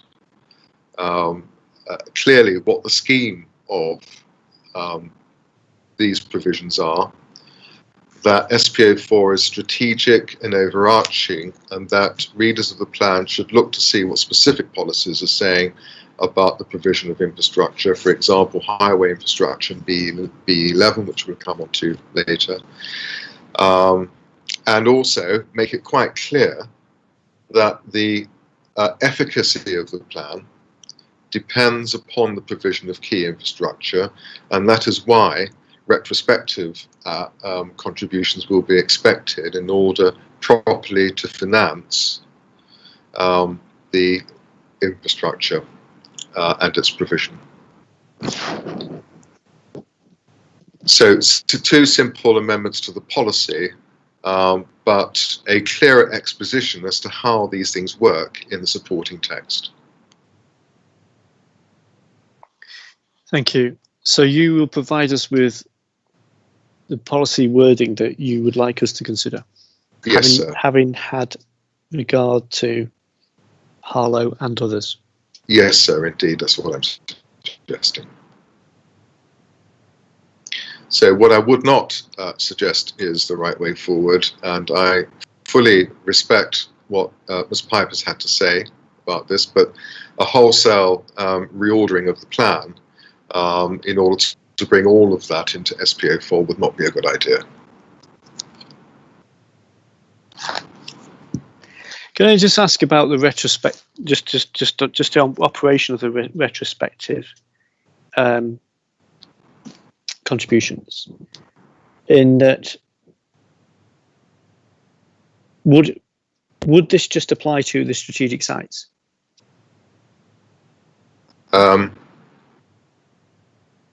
No, I don't think it would. I think it would extend beyond the strategic sites, because and it's something I did explore actually, and I'm just trying to recall. There are a number of sites to which it would apply, but we can certainly research that. So when we come back to you with our suggestions, because that's all they are at this stage, suggested modifications, we can actually provide you with that information as well, upon which you can make then more mature judgments about whether or not the amendments we're proposing are necessary for soundness. Thank you. Ms. Hung? Sorry, it was a mistake. I'm really sorry. My screen was frozen, so I was trying to click somewhere in the screen. It was not my raising hand. Can I ask then what the council's position is in respect of community infrastructure levy? The policy in DA refers to community infrastructure levy, and I think I recall a comment in the examination that the council was not intending to bring forward community infrastructure levy. Can I understand what the position is? Yes, sir. I'm going to ask Mr. Drain to fill you in on that now. But just before he does so, it's included in the policy just to cater for circumstances where it should, during the life of a plan, actually come into being. So the after DA, it says and, it should be or.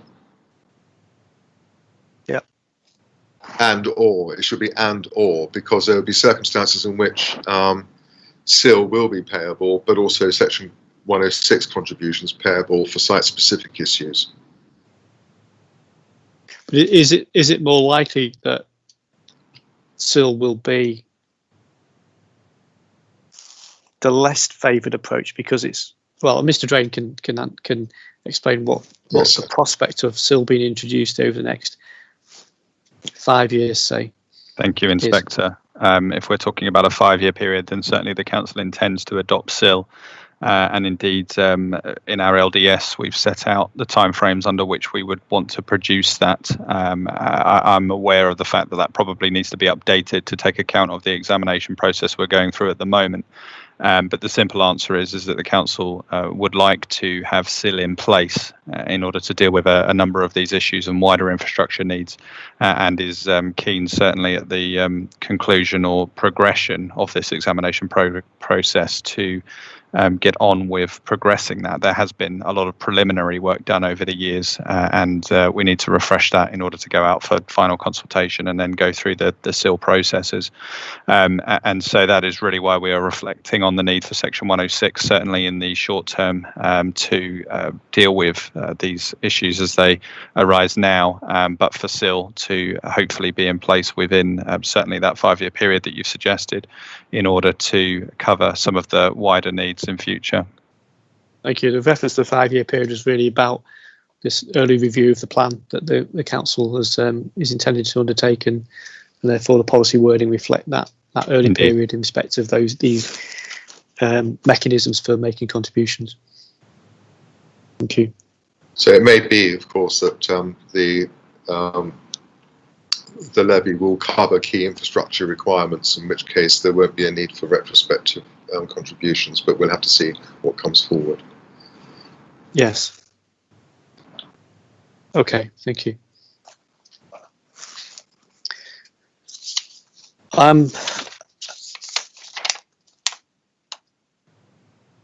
Has anybody got any further points on policy SP04? Thank you.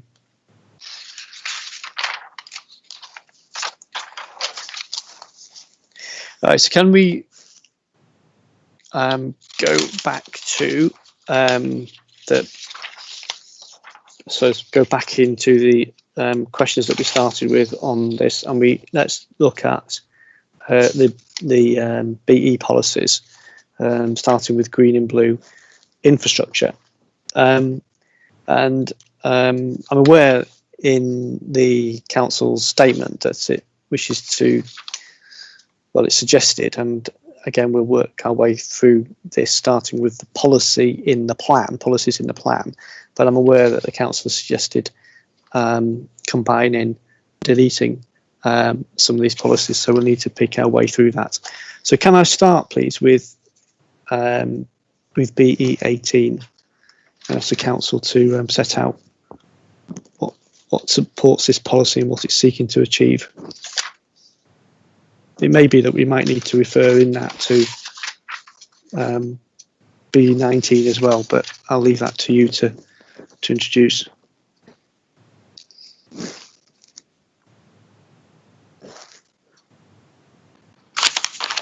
So green and blue infrastructure, we're talking about green spaces and water.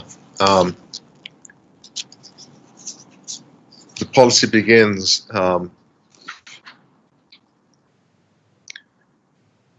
by giving protection and an expectation of enhancement and management of existing ecological networks. That's its green and open spaces and its green and blue features in the built environment as well, and makes a requirement that proposals should make green and blue infrastructure integral to primary decision making in the planning process, maximize opportunities for the provision, it says here, restoration, enhancement and connection of green and blue infrastructure that integrates with natural and historic environments and systems. Direct buildings and construction area to the least sensitive locations. The underlying premise there being that it should not interfere, if at all possible, with existing green and blue infrastructure. Provide appropriate specification and maintenance plans for green and blue infrastructure. Protect and enhance Brentwood's rivers and watercourses, etc., and seek to improve the water environment, and so it goes on. F through to I, probably placed wrongly in this policy because that's about wastewater and foul and surface water drainage, and so probably does not belong in this policy, and I think we've already set that out. We have, of course, suggested amendments to this policy in order to rationalise it and make it effective in our response to MIQs. And that takes a much more straightforward approach, which we think is effective, because a lot of the existing a lot of the expressions in the existing policy actually are too narrative and don't exactly provide definitive requirements. So, for example, D, small d, under B, provide appropriate specification and maintenance plans for proposed on-site green and blue infrastructure.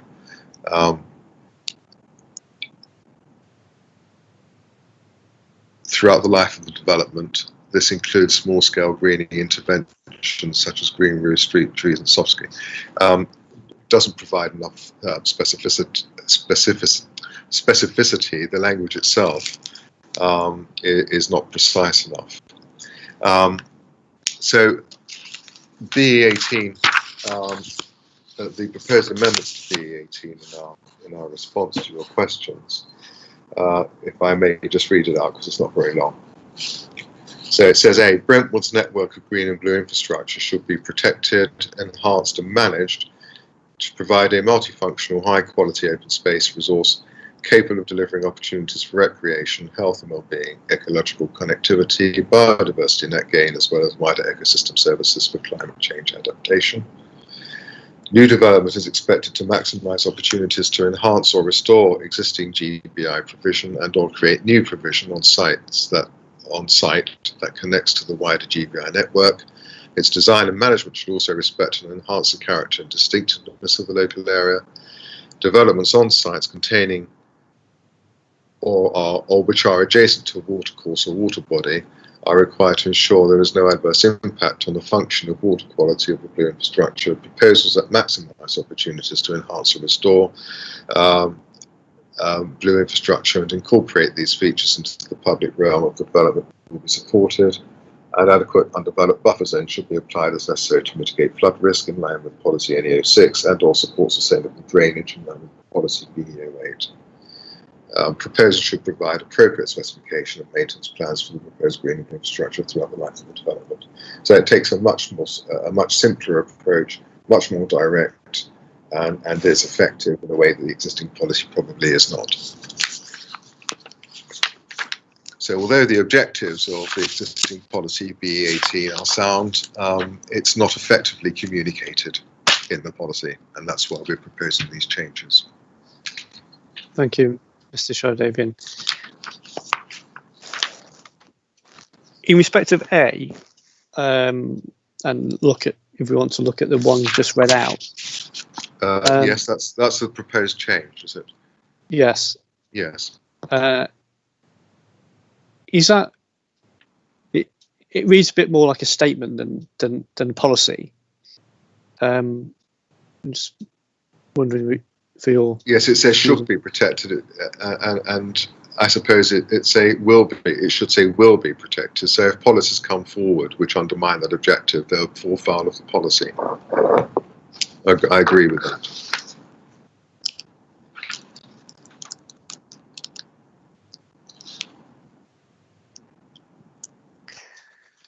And is in respect of B, is it clear that that applies to I suppose what I'm trying to work out is would to what extent would most development proposals need to take note of B or accord with B? Or is it only on those sites that sit on, next to, linked to Green Blue Infrastructure Network? Yeah, so one might suggest, therefore, that after new development is expected, one might want to put in the words where possible. So it relates to sites which have the capacity or ability to maximise opportunities or enhance or restore existing GBI provision. Or where appropriate. Or where appropriate, yes.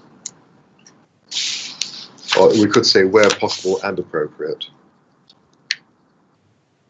Because it might be possible, but it might not be appropriate.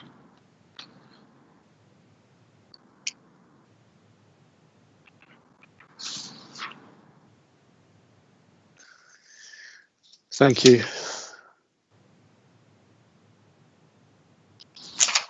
And before we come on to BE19,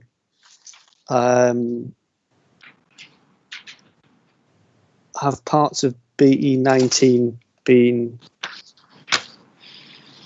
incorporated in this? Was that supposed to be deleted?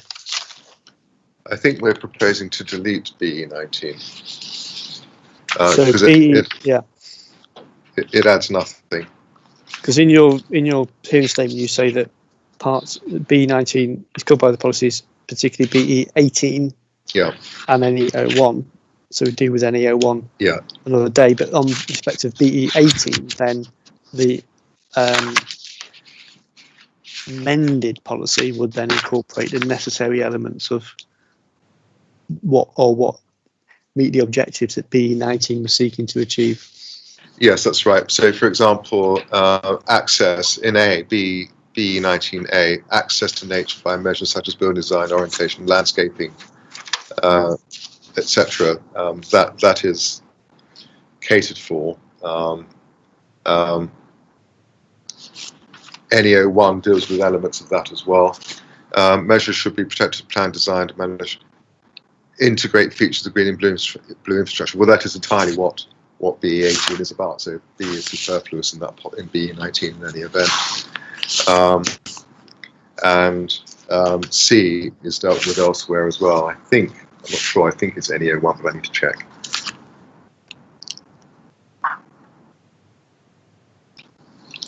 So yeah, BE19 is unnecessary. And just adds another policy where one isn't needed. So in that sense, it's not sound to have it in the plan. I'm going to check on where C arises. NE01, I'm told, that's right. So yes, it's not needed. Thank you. Has anybody in the session got any comments on policy BE18 or BE19 in terms of the soundness and what is proposed? This is right. Thank you, Mr. Warden. I just wanted some clarity again on, this is more about the supporting text and figure 5.3, which sets out the typologies for green and blue infrastructure. And the council, in your hearing statement, are proposing to update that. So I just wanted to understand again whether these updates are necessary to ensure the effectiveness of the reading of the policy, or whether they are an improvement. So could we just go through those just so that I understand? You're proposing to add open spaces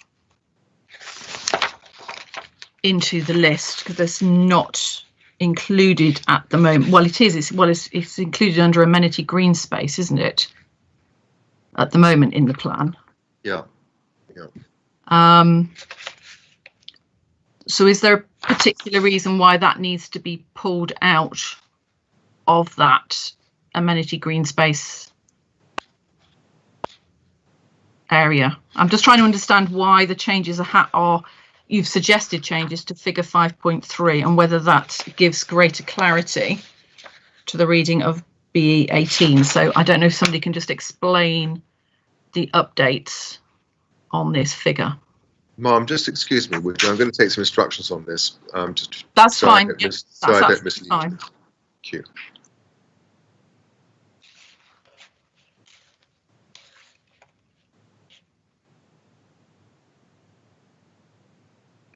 Ma'am, I think Ms. Polaris is going to explain what's happened, why it's changed.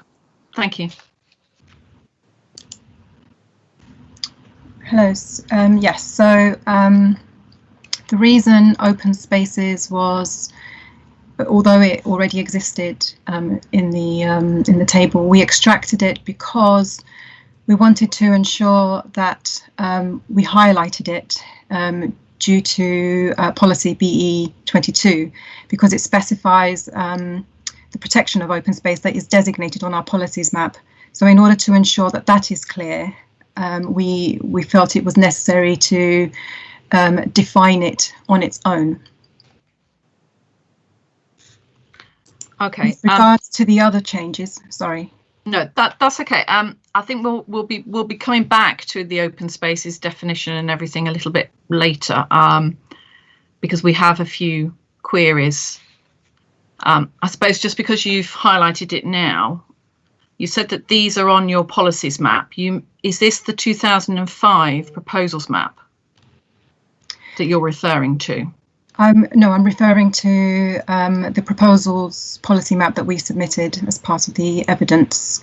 They were brought forward from the 2005 policies map. So they are the designations. So they're, because you refer to these in the policy, I know we'll be coming on to BE22, BE23 shortly. You refer to those as allocations, but they're not actually allocations, are they? They're designations. They're designated open spaces. Okay. And in the previous 2005, they were part of the layer that we were referring to as protected open space. We felt that open space more broadly incorporated all the open spaces that were identified in the evidence base. So so does that mean there's new open spaces then?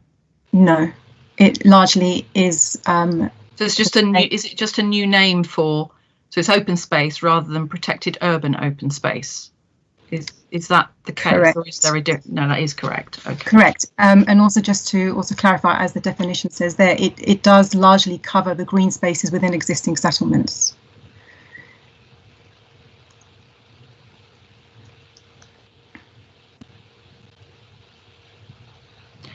Do you need some clarity in that typology listing as to what, because you say of various typologies, so is it necessary within this figure to just explain what that means in terms of, because there's lots of different types of open space? Correct. So do you need to provide that clarity so that it is perfectly clear to somebody reading the plan? Because I have to admit it's not clear to me. So somebody else coming along and reading the plan, maybe wanting to make an application, do they understand what is and isn't protected. So, which is why the policy refers to the open spaces as identified on the policies map. The typologies are essentially what is then mapped out in this figure. So it does incorporate many other elements. So, for example, it does incorporate amenity green space, it does incorporate parks. It can also, in some instances, it incorporates recreation grounds.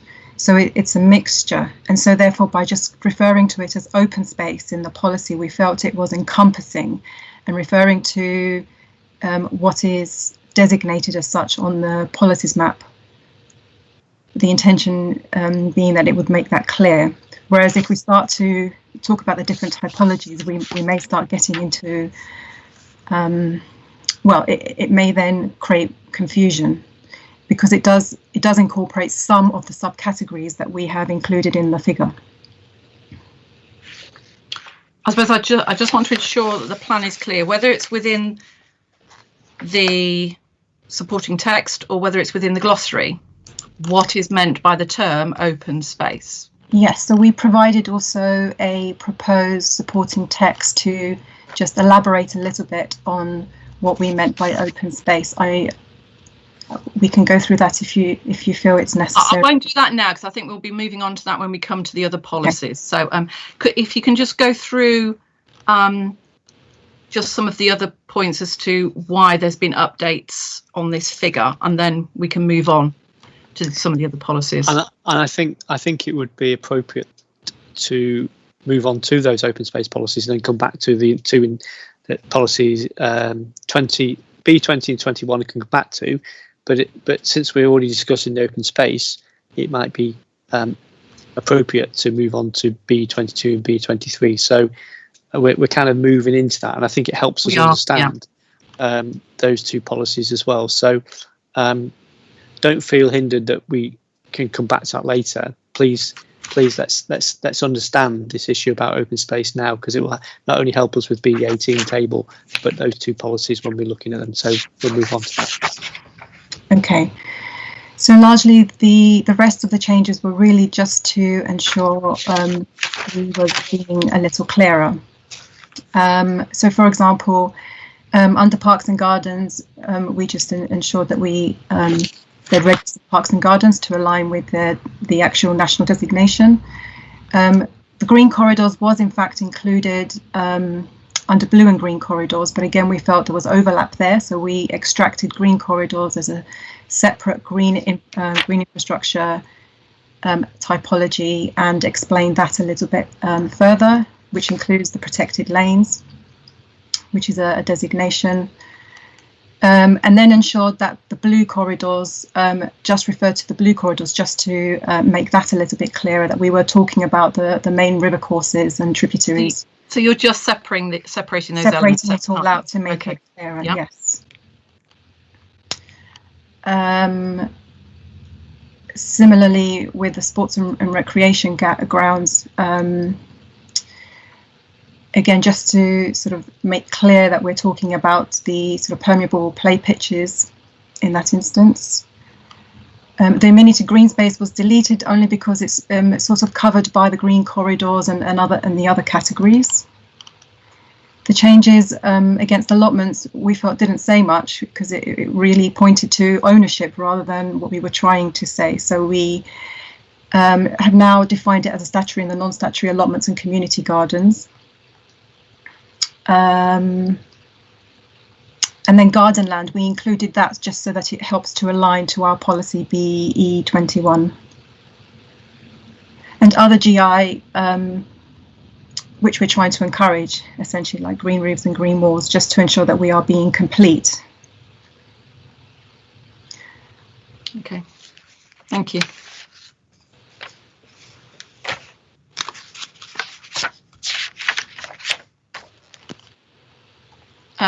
Thank you, Mr. Warden. Thank you, Mrs. Wright. Can we turn to now then BE22 and BE23, and what's just been said about those typologies is helpful, but can we just understand what the can either take one then the other, or combine them. I think that whatever is appropriate. But can we understand what those two policies are seeking to achieve, please?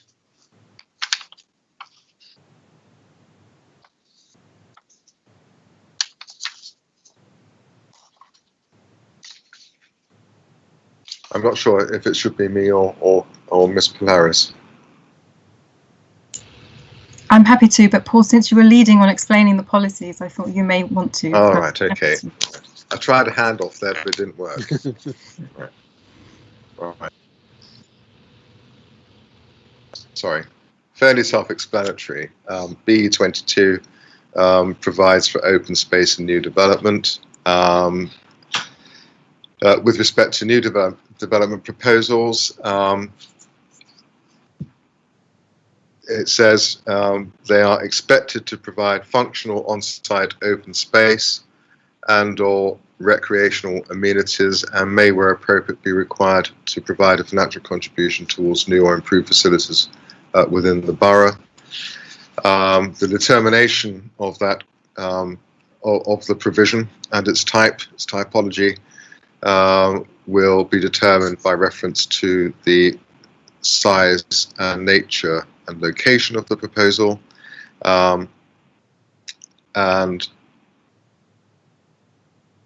it then links itself to BE23 in terms of payments will be in line with that policy, which we'll come to in a moment. It also requires commuted sum where proposals where strategic open space requirements can't be met within the site, local and strategic open space and developments of single person households or dwellings, or a town centre, district shopping centre or local centre location within Brentwood, or where it's justified by an outstanding urban design approach based on constraints and opportunities. And it's asking that all open space be fully equipped to meet the needs of users as agreed by the council. I'm not quite sure what as agreed by the council means, reflecting acceptable distance and minimum size criteria for different types of open space, etc. So it's a broad policy which requires open space, sport and recreational facilities, open space within developments or contributions where it's not possible to provide it within or around the development in order to enhance facilities in the vicinity of the development, which will perform that function.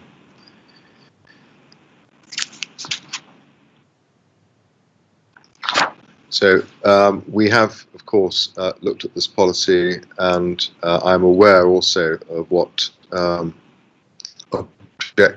objectors are saying about it and its application, particularly in relation to being a requirement of all development. So I'm happy to discuss that in due course once others have made their points. Thank you, Mr. Sherdavian. So in the submitted plan, this is effectively a standalone policy which sets out what requirements for open space that new developments would have to meet. Yeah. So that the principle of the policy is sound, is it not? The principle of the policy is definitely sound. Quite clearly, there is a requirement for open space. We know what importance central government places on the provision of amenity and open space in developments, and the need to protect and enhance it. So it meets that criteria. It is sound overall, although in order to make it more effective, it may be necessary to make some modifications to it.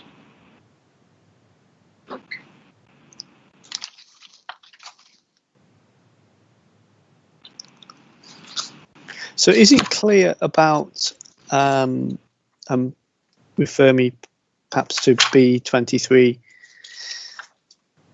if necessary, take the table. But is it clear from an applicant what would be expected in terms of providing open space? Or if not providing open space, making a contribution? I think it is. So just bear with me. I've lost a document on my screen.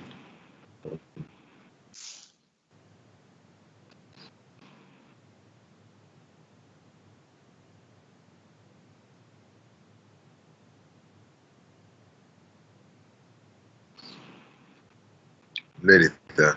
Forgive me.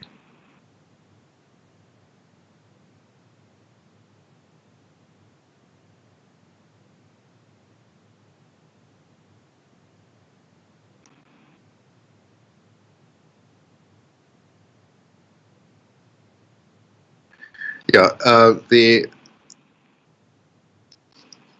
the criteria is such that it gives flexibility.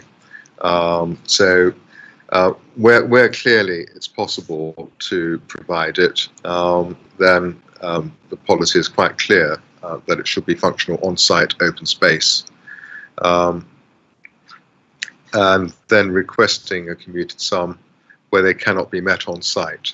In terms of the actual provision, that will be determined in accordance with the Council's open space standards, which are referred to in Figure 5.4 in this plan.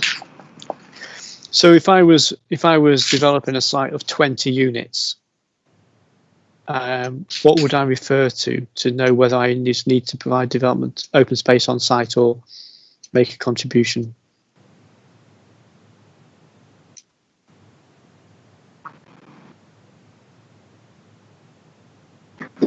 Where would that be? Where would that be set out? Is that in the open space standards, or? It's certainly not in Table 5, Figure 5.4. I'm just going to take some instructions on that, sir. I can assist if you'd like. Please, yes, please. We are not prescriptive with a threshold. What the policy is trying to do is encourage open space where there is a need and a deficiency, and the evidence base provides that overview of where those are, and is used by the open space and leisure team to review an application that comes in. So our policy did not take the approach of defining a threshold, and therefore it's really sort of more broadly to show that we are expecting opportunities to introduce open space to come forward for sort of new development. So there's no threshold. So if I wouldn't know whether I needed to provide open space on site. Well, in essence, the threshold is for major developments. So in the supporting text, we can see that on larger residential or commercial schemes of 50 units and above, the council will seek at least 15% of the site to be set aside with substantive and usable public open space created. You will see in our proposed modifications to the policy that we push that into the policy itself, so that developers of larger developments will know what is expected of them. In relation to developments which are smaller than that, judgments have to be exercised in relation to, I should say that 15%, as I understand it, is brought forward from the existing local plan. Correct, sorry, so I was about to add it was brought forward, and the way it is applied was brought into question. Sorry. So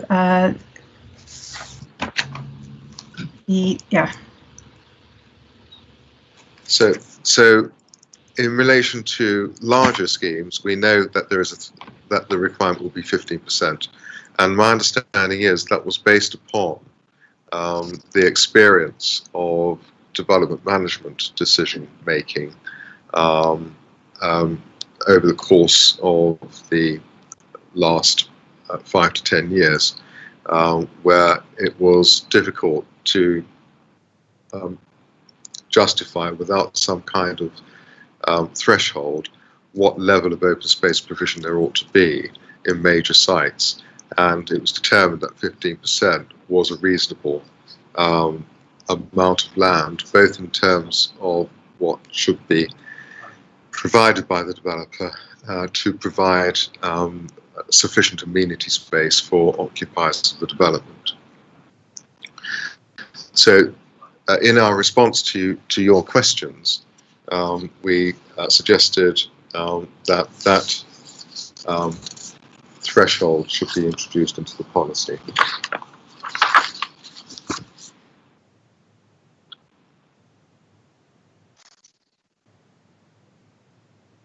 So the proposal is that it be amended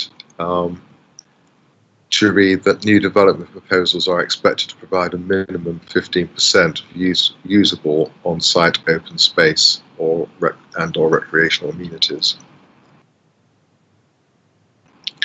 And may, where appropriate, be required to provide a financial contribution towards new or improved facilities. So the reference, Mr. Shadow, the reference to 15%.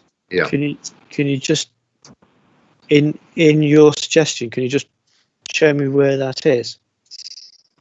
Yes, it's in our. It's in F9A. Right. MM38. Sorry, right. Forgive me. I should have told you where I was reading from. So it was in F9A, F9A, but you, in your hearing statement, you've taken that reference out. So the 15% wasn't in the policy as submitted. It was in the suggested modification F9A, and now it's gone again from the hearing statement, and now it's the council's intention now to put it back. 1 minute, I may be mistaken. Sorry, I'm getting a bit confused here. There's no doubt many others are as well. I just need to take some instructions on this. It's in the existing supporting text. It's in F9A. It's in F9A, and that's how the council has left it.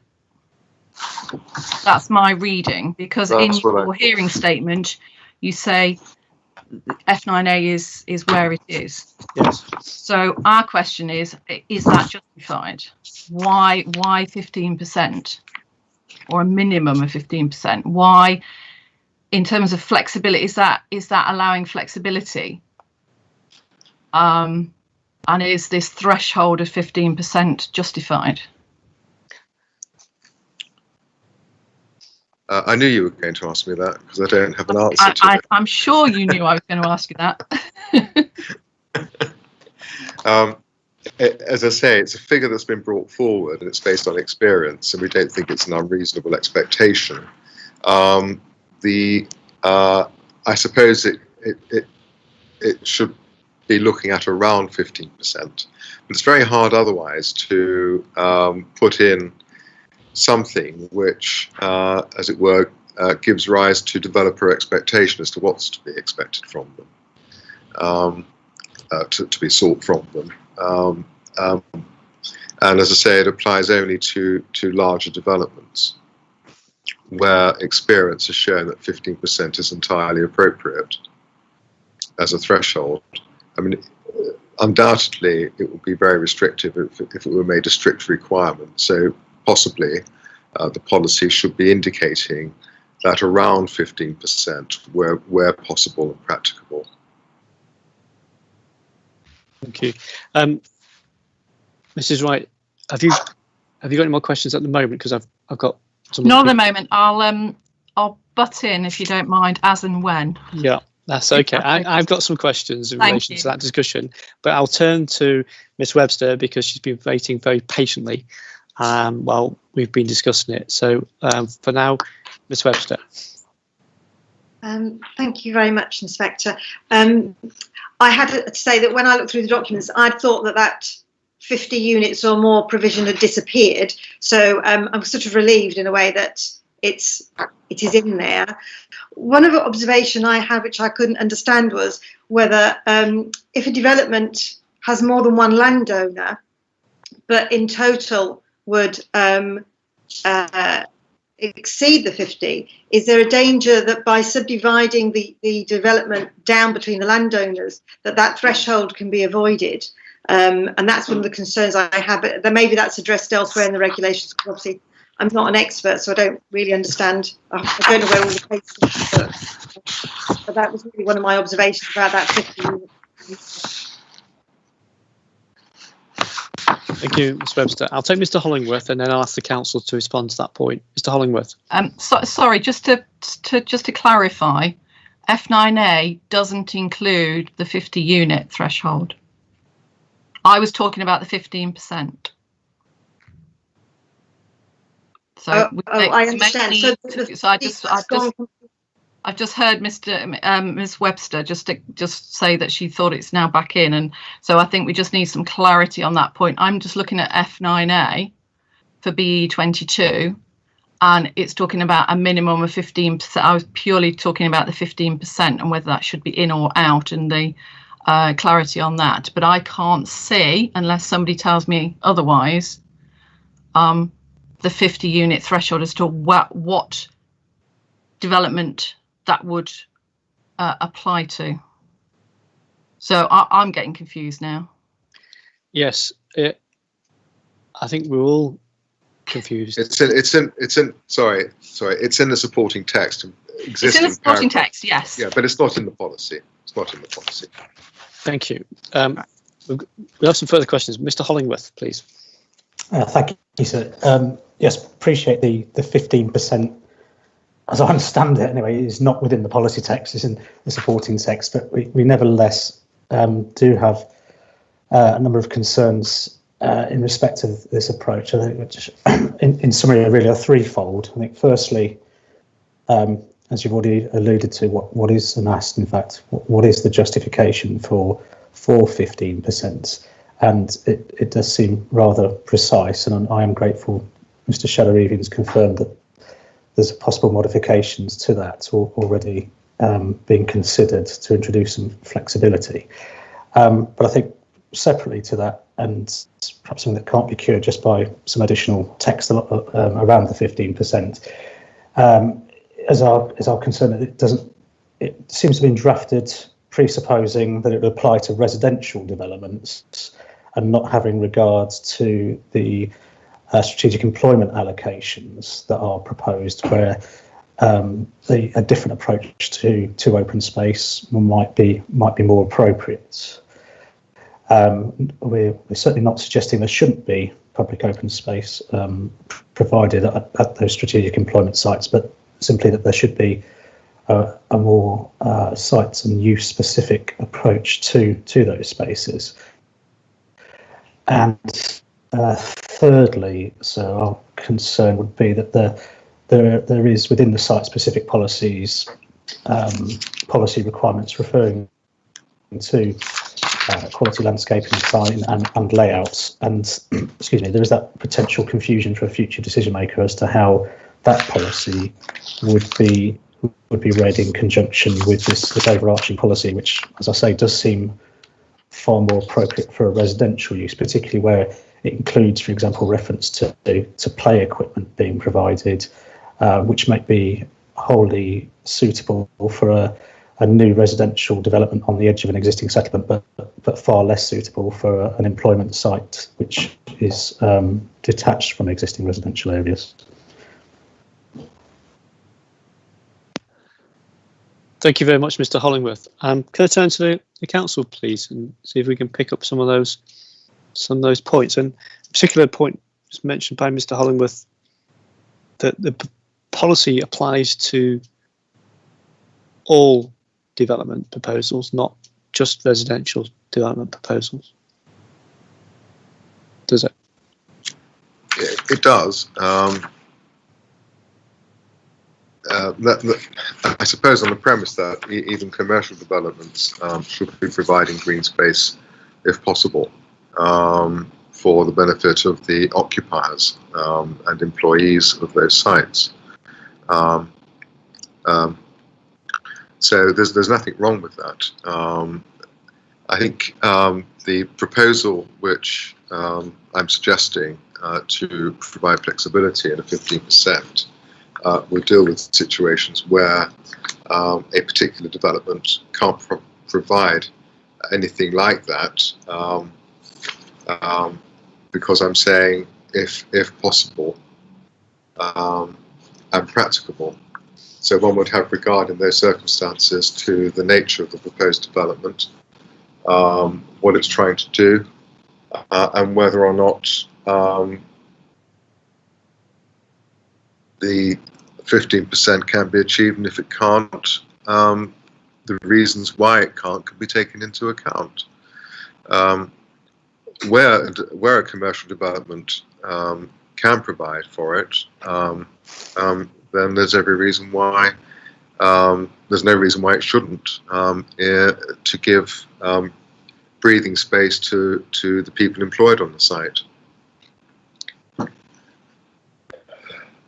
So that in the supporting text to the submitted plan policy, it says that it seems to suggest that should be public open space. Would that be is that what is intended in respect of commercial developments? No, the policy is not talking about public open space. It's not limiting itself to public open space. It's talking about functional on-site open space or recreational amenities, presumably for those who occupy the site. Right. So the reference to usable public open spaces is not right. In 5.181 of the submitted plan. Yeah.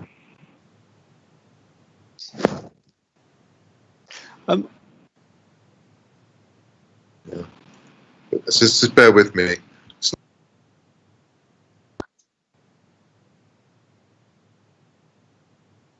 No, I think that is an erroneous reference in 5181. The idea is that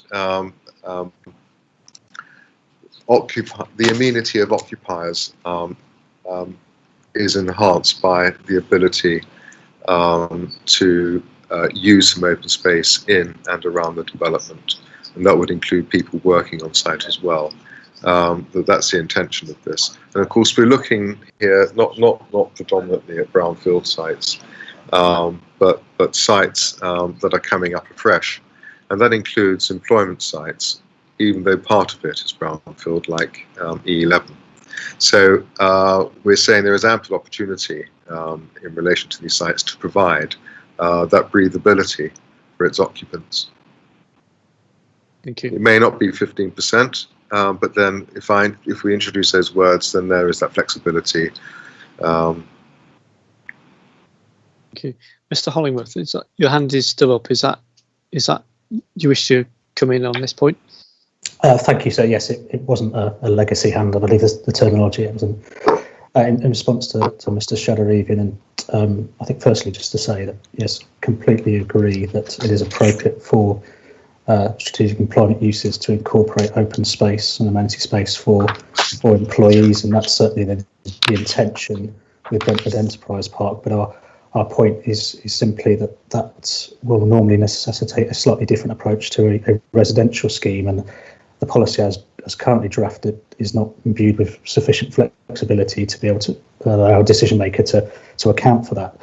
I'm grateful for Mr. Shadarivian's confirmation that the council are looking at modifications to the policy, but I think I'll just add that I think somewhere in there, in addition to some of the terminology mentioned, there needs to be a reference to the appropriateness, and considering the appropriateness of that open space, having regard to the use to which it is attached. And I think it's difficult to comment, obviously, until I've seen the revised wording. But I think just to say that that from our perspective would need to be incorporated some way into the policy. Well, I'm going to suggest it says around 15% where possible and appropriate.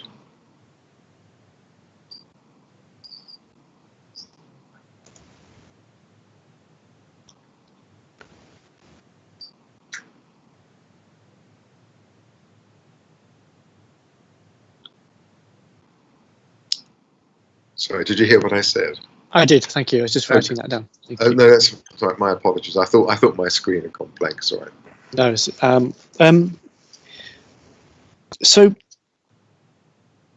the 15% is for those developments that are over 50 units and more. And that's that's what's in the supporting text. It's not part of the policy, as it's quite rightly pointed out. So should it be in the policy? If it's what the council will be seeking, it isn't. It should be in the policy, yes, because otherwise there's no threshold. So in the policy, so if it should be in the policy, then it's 50 units, and is that 50 residential units? Well, that's the other thing. It must be a reference to 50 residential units, but there is therefore no threshold in relation to commercial schemes.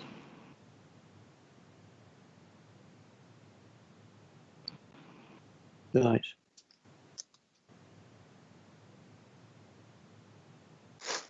So I need to take instructions on that, I'm afraid.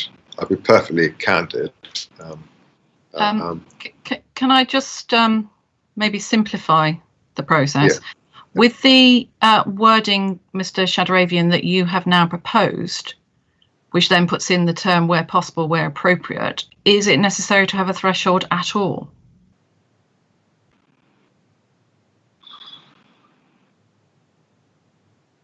Because again, I would ask, well, first of all, I want to understand the justification for the 15%. So I know that you've stated that that's from council's experience, but we don't have any evidence in front of us to say what that experience is in relation to that 15%. So we would want some clarity on that. And then if you're saying, well, we want this for 50 for sites of 50 residential units or over, or on employment sites of X amount of floor space, etc., or hectares. Again, we would want some justification as to why it would only apply to those, why there would be a threshold. And I think as So, well sorry, Mr. Warden. And on the 15%, just because it has been the traditional approach doesn't mean that in looking forward over the plan period that should be the same approach. And also that we would need to be satisfied that the discussions that we've had on site allocations and the capacities, etc., have fully taken account of that approach, which we're not entirely sure is clear. And if Mrs. Wright's suggestion is to not have a reference to the number of units, I suppose the question would be then, is that clear enough for those who are putting forward very small schemes? And So- that was going to, and that was going to be my next question. I'm so sorry. No, that's it's a problem fine. of not being sat next to each other. I'm so I know, sorry. I know. We can't pass notes. That's okay. Inspectors, I address you jointly now, if I may. It's quite clear that the provision of open space and new developments is an incredibly important policy issue, that there is no doubt whatsoever.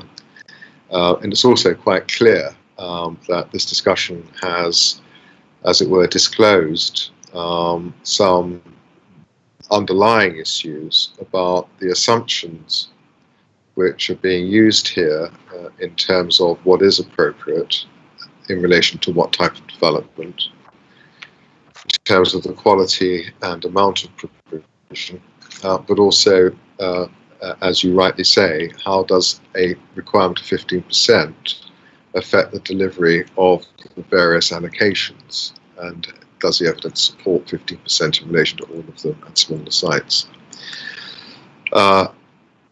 I cannot, apart from what I've told you already, give you any more on the derivation of the 15%. So I'm not going to fudge this or try and mask it by saying that it has its basis on any particular evidence, because I don't think there is any particular evidence to support the 15%. So what I'm going to do, bearing in mind the importance of the provision of open space and development, is ask that we might defer further discussion of this so the council can reconsider its position in relation to the policy and its requirements, and come back with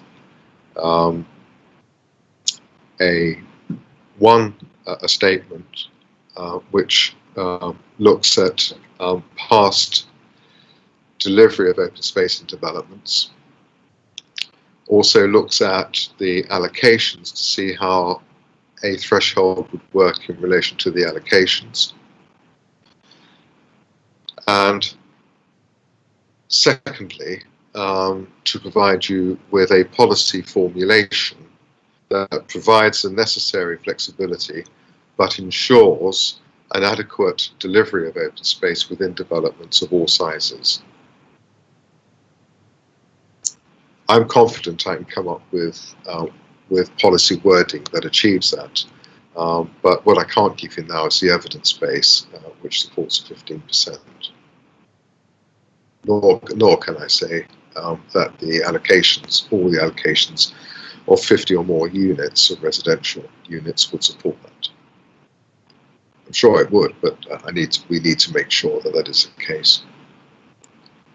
That if you're prepared to go down this route, that would mean deferring this particular item to the reserve day to give us time to work on it. Thank you, Mr. Sherdavian. And in terms of time scale for producing that note, can you give us some idea of how long will it take?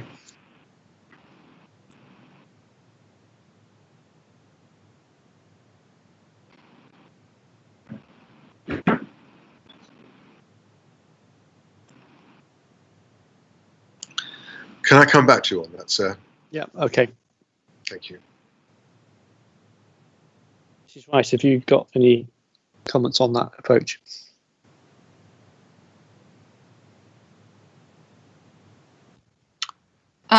Sorry, was that directed at me? Sorry, yes, Mrs. Rice. Have you Sorry, got I was ruffling papers, so I didn't hear. I do apologise.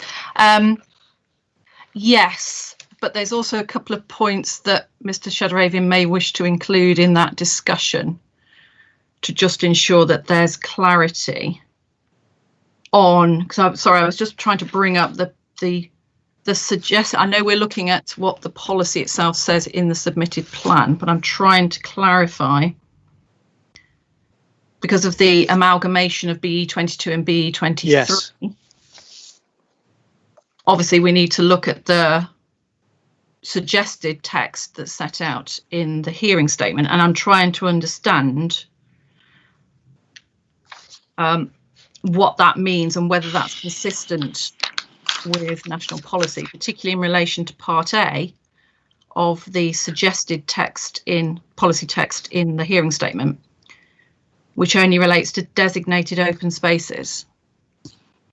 When national policy, so that's about designated open spaces being protected, but national policy relates to all open spaces. So I'm trying to understand and it could be that your designated open spaces include all open spaces anyway, but I just want to ensure that there isn't an inconsistency with national policy on that point. So again, I'm not expecting an answer now, but it's something, because I know you're going to just go and have a look at this. If you can just double check that. Yes, I will, Mark. So Thank you. So Mrs. Wright, that comment is that about B23 in a way it's then proposed to be combined in the council's hearing statement? Yes, so it would form part of BE22. if they were combined. Subject to us accepting that BE23 is not necessary, and the merging of the policies makes more sense. Yes. There's more in relation to that. I do have another query in relation to open spaces definition and policies maps, but I'm happy to provide that when you wish me to go through that, Mr. Warden. Well, do you want me to do that now?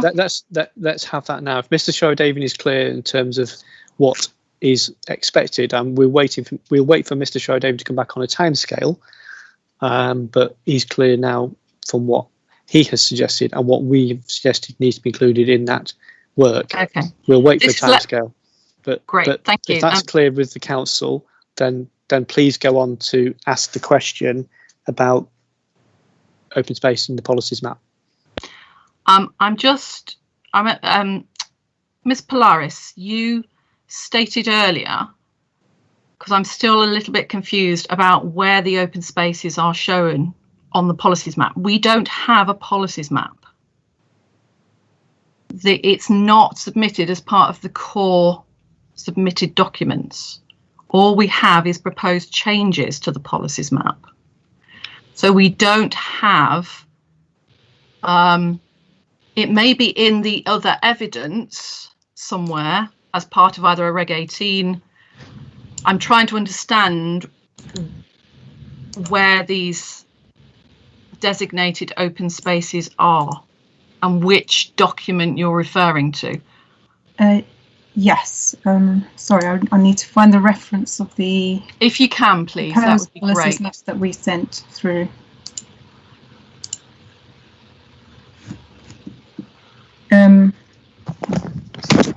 F6B.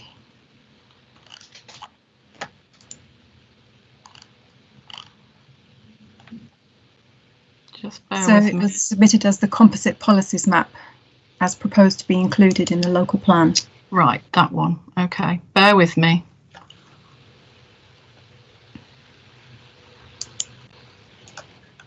Let me just pull that up. So this was in response to our request to provide this information. I recall that. I suppose my query is, did that go out for consultation? As in, is it clear to local residents or developers? Because you're saying that this plan designates those open spaces. So has that been consulted on? Well, the open space layer, it has not changed from the previous open space layer. So I would suggest that it is consulted on. It was part of the existing plan. But aren't some of those protected urban open spaces, which I think I've got that terminology correct, aren't some of those proposed to be deleted and used for development? You're referring to R19. I'll have to... And has that been made clear in your consultation? Yes, I think Jonathan is best placed to answer that one. Okay, thank you. Yes, thank you, Inspector. So yes, the allocations obviously that are in specific reference to R19 would result in the removal of that designation. Obviously that was made part of the consultations throughout the Regulation 18 stage and Reg 19. So I think that would be... And you've made that clear through your proposed changes to the policies map, haven't you? Yes. In that document, as into the actual site area. So just so that I've got clarity on this then, and everything else is being rolled over from the 2005 plan in relation to open space. Is that correct? Correct. There's no difference. There's no deletions or new bits of land that's been added or anything like that. It's all exactly the same.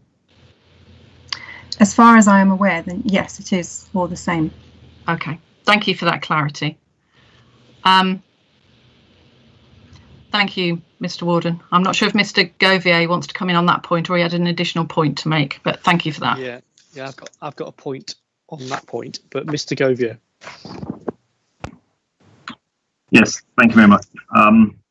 The point I wanted to make was just briefly picked up there about the consultation on this proposals map. It's been confirmed that all the sort of designations, save for some that have now been removed, have rolled forward from the previous plan. During our representations on the earlier stages of this plan, we've been asking the question about the proposals map.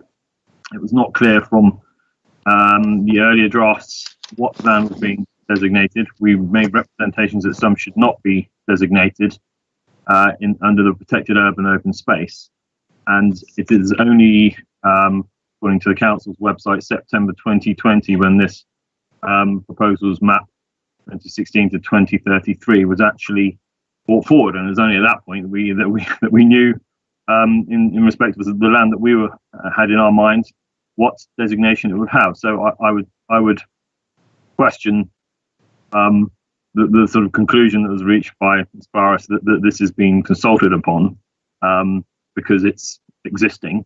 I would suggest that it hasn't.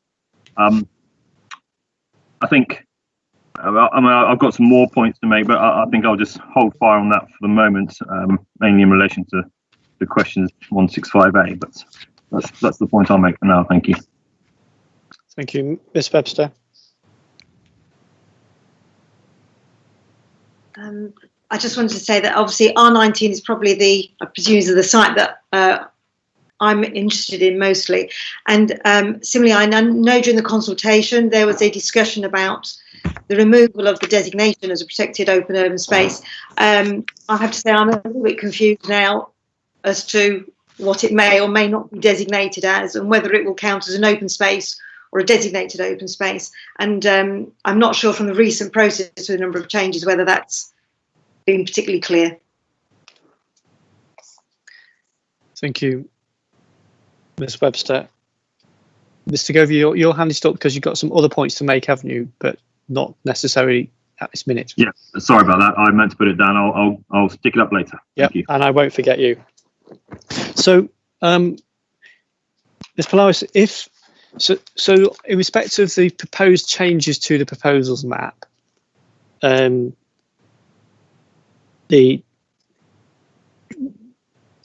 does is R19 the only change to the proposals map in respect of open space, or Mr. Quilter? Is that correct? Yes, that's correct, Inspector. So does it, in the proposed changes to the policies map, does it make it clear that open space is to be changed? Well, it's clear in the sense that the allocation is proposed, and as I say, proposed to allocate that land as residential development. That's how that's been made clear. So it refers to making it an allocation, and so your argument is that since it's allocated, it just by default would not be open space. Yes, that's correct. Ms. Webster? Maybe I'm not sure how this process works, but when the designation was removed and an allocation was made, does that then mean that it's not clear to me whether the plot then falls outside of policies BE 22 and 23 as amalgamated, or whether, to my mind, the point is it was land, the allocation was granted to land to which BE 22 should have applied, and that therefore there's been this assessment process. That's what I'm confused as to what order the allocation of houses happens to that plot, and so whether BE 22 should be taken into account when reviewing that allocation. I hope that was clear. Yes, I think that's clear, Ms. Webster, to me. Mr. Coulter? Yes, thank you. So yeah, as it's set out in terms of the plan, it's allocating the land as residential development. That would at the same time remove the protected urban open space designation. Obviously, as part of the assessment process, we've considered that, but the land, as we said in the session on Friday for site R19, is no longer in active use, and it's not considered to be appropriate for it to be allocated or designated, for protected open space. So therefore, it's appropriate to allocate for residential use. The two wouldn't be compatible. That's the point. Obviously, if you was going to be continuing with a plan with both allocations, the protected open space would obviously, or as it's going to be proposed in terms of different naming, but it would obviously be in conflict with the allocation. So obviously, from the point of view of the plan proceeding, if it's agreed, it would only be as residential land, obviously, as part of that. Ms. Webster. Maybe I wasn't very clear then, because that doesn't really answer the question. If there is some requirement under policy B22 to retain part of green open spaces as still a portion as green spaces, does that no longer apply to R19 because it has now been allocated? And so do you lose this 15% or whatever might be decided upon? Or should it still fall within that policy, regardless of the fact that it is no longer got any protection against any development on it? Does it still fall within these policies because it is an open space, and therefore some amenity of open space should be retained under this policy? Apologies, it's my misunderstanding, so I do apologise for that. No, of course, B22 or whatever the number may be in the end, that particular element of policy requiring open space to be provided, and this applies to any new development, regardless of what site we're talking about, it would still apply. So certainly that would be the case. I wasn't, my misunderstanding, certainly we'd expect that to be the case going forward. So yes. Thank you. And if during the local plan preparation process, if I owned a piece of open space and I thought it should be designated open space, was it open to me to make that case out? And did the council go through that process rather than just carry over from the existing local plan those spaces with the exception of R19? So certainly there was a review of what the existing provision was, and in terms of the obviously, we're talking about the specifics of R19, that area of land that's now proposed to be removed as part of the allocation. Obviously, that, as is mentioned, it was on the basis of it not being publicly accessible, and on the principle of that side of things. But certainly there has been the process of looking at that, and through each of the Regulation 18 consultations, there certainly would be the opportunity for that issue to be raised. Not necessarily, obviously, that's not been put forward as such, but there was the opportunity for others to raise that if they were in possession of land that they felt should be formally designated on that basis. But obviously, from the council's position, our evidence base is formed on the basis of what's before us, what we know of, and in terms of making sure that there's the appropriate assessments in place. So yeah, we certainly feel that's been carried out. So there weren't any proposals for other open space, other land to be put as what is now designated open space, but would have been at that time protected open space? Not that I'm aware of, no. Mr. Govia. Yeah, thank you. Just going back to this point of these allocations being sort of rolled over from the previous plan. I was involved in that plan, and I have in mind land. I'm acting here for the ASI sisters who are the R19 site owners, but I have in mind other land which we made representations to the local plan in 2004, and similar circumstances there, and indeed a similar sort of conclusion from the inspector at that time that the land in question gave a questionable contribution in terms of open space, but that at the time there was no open space audit or similar to support whether this land is needed or not, and so therefore no decision could be made at that time as to whether its removal permanently from that usage could be justified. So it was almost like a deferred decision, and then we will subsequently have had 2008 and now 2016 open space audits carried out by the council assessing land.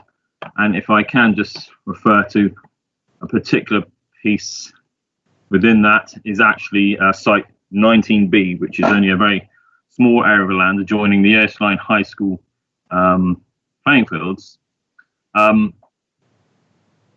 That piece of land has very little purpose, functional use. It certainly would not necessarily be described as high quality open space.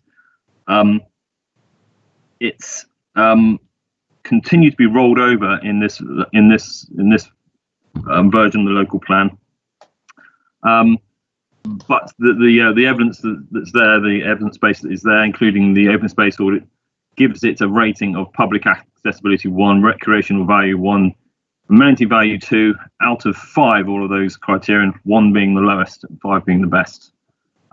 So in the council's evidence base, and this might apply to other bits of land across the borough, but I have this one in mind, it actually does not justify necessarily the designation of this land as protected urban open space, or now open space, and therefore, and again I go back to the point I made earlier, we sort of queried this throughout the process, and the lack of a proposals plan and the sort of blindness until very recently as to how land was being treated, and therefore it is a question, I think, that if just going to your question 165A, part of it says, has the open space been suitably assessed by robust evidence? And I think we could probably say yes. And are their allocations justified? But in that respect, I would say no, and question whether these designations have been properly assessed since rolling over from 2005, where there have been surveys and reports undertaken more recently than that, which haven't prompted any reappraisal or nothing that we've seen of this land and the worthiness of its designation. Thank you, Mr. Govier. I'm going to ask Mr. Quilter if he can assist, but Mr. Pryor?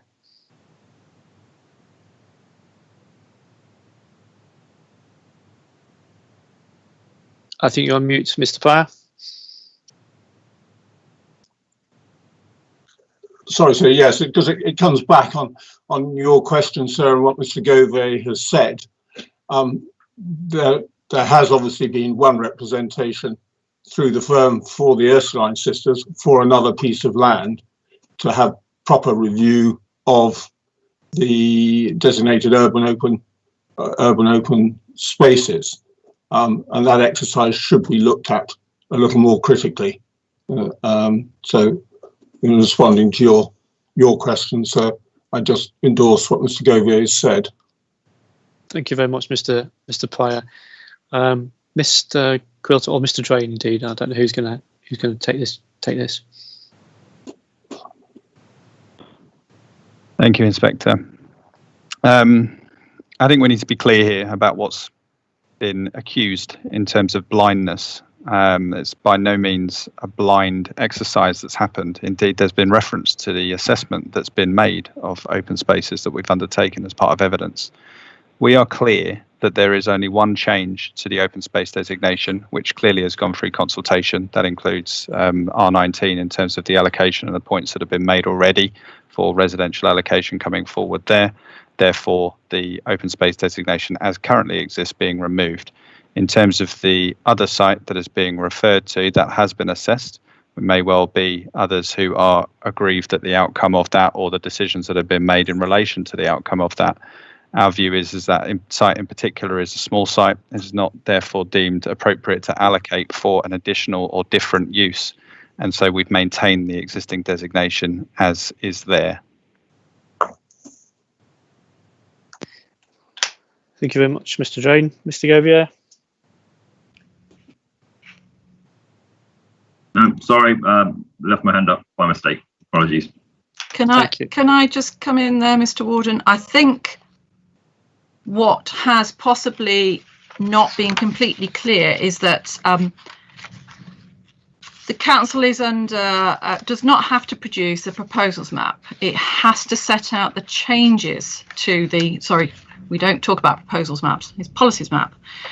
The council has to show the changes to the policies map, and I suppose where there isn't clarity, because until we dug deeper into, if you just look into the proposed changes to the policies map document. It doesn't specify in there at all that this currently on the proposals map, and we're talking about R19, is currently and still is until this takes over, subject to us obviously recommending that, that this is a protected urban open space. And in your other elements of your document of this policies change, you set out side-by-side maps. So in relation to your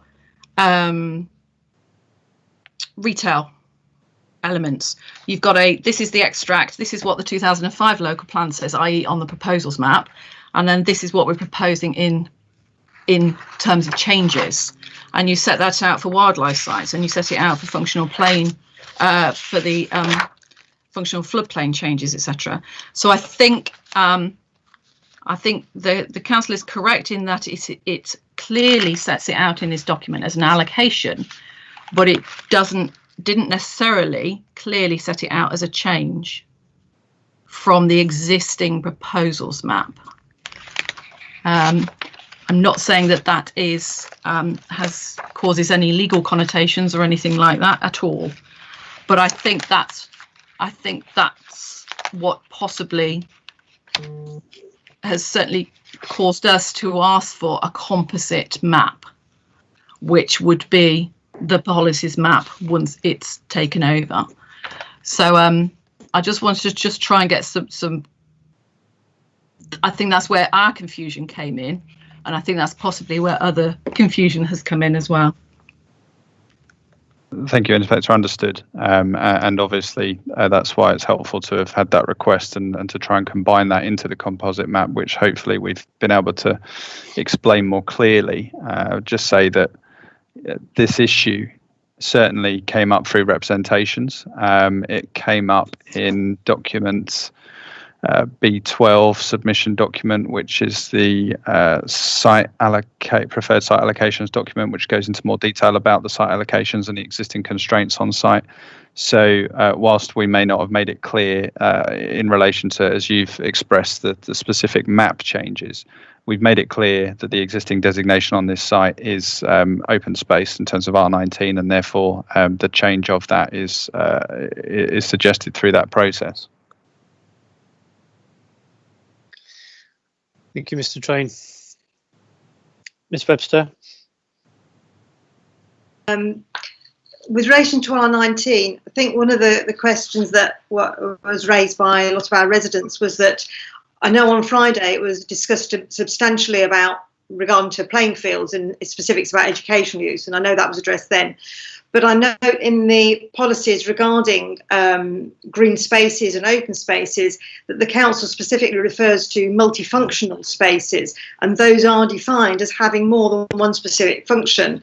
And in relation to tackling impacts of climate change, flood risk, water management, in particular water management where there are problems, and wildlife and those sort of things. And I think one of the things we were feeling was that possibly the review of that site, and actually it goes a little bit to the threat, the residual amount that might or might not be left if it's developed, was not properly considered as part of the review of open spaces.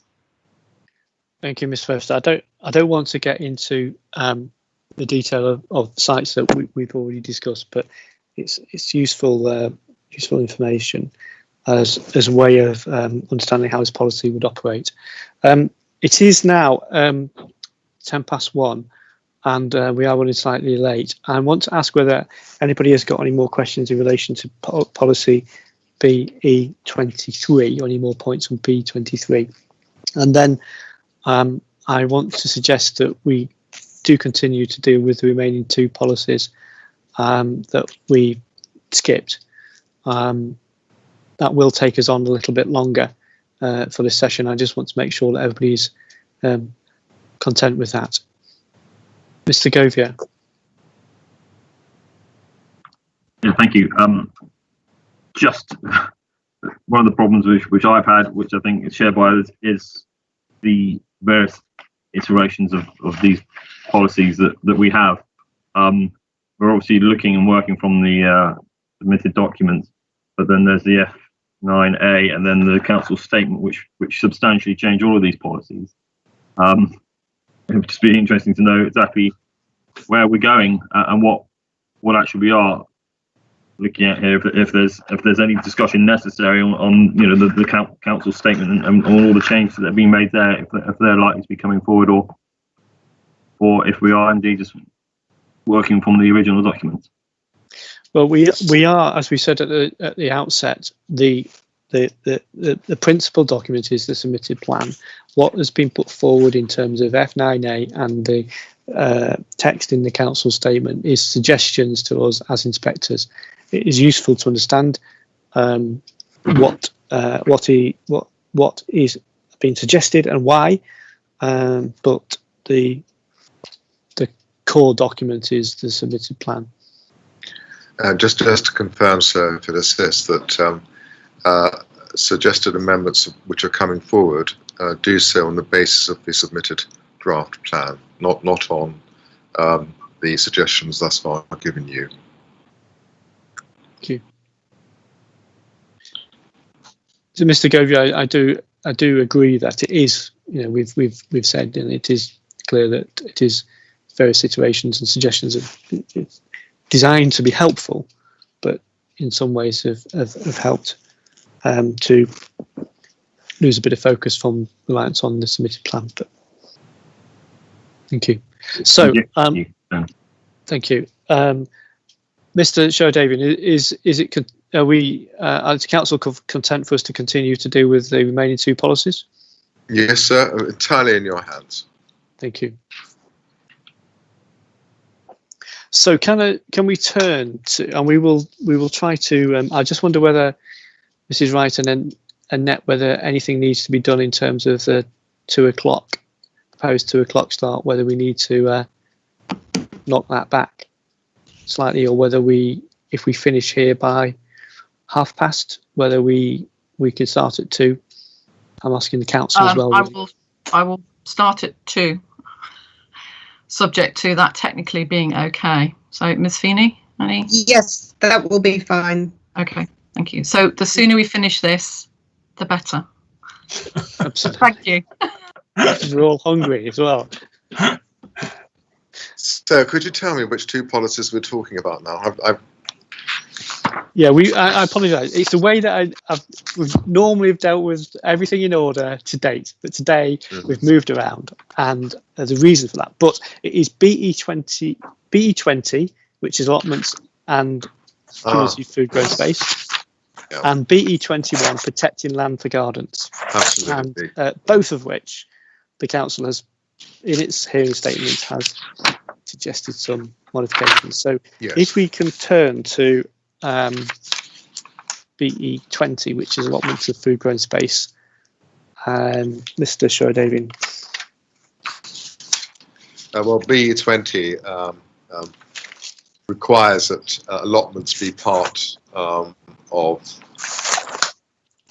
it says green and blue infrastructure provision, but I don't suppose you're going to find an allotment in the middle of a watercourse. But it should be integral part of the green infrastructure provision in residential developments, and provision of space for personal and community gardening, etc., will be favourably considered. And well, it's self-explanatory. So I'm just trying to find our response. I've got a bit. Just bear with me. It's on 7.9, paragraph 7.9 of your hearing statement. Here it is.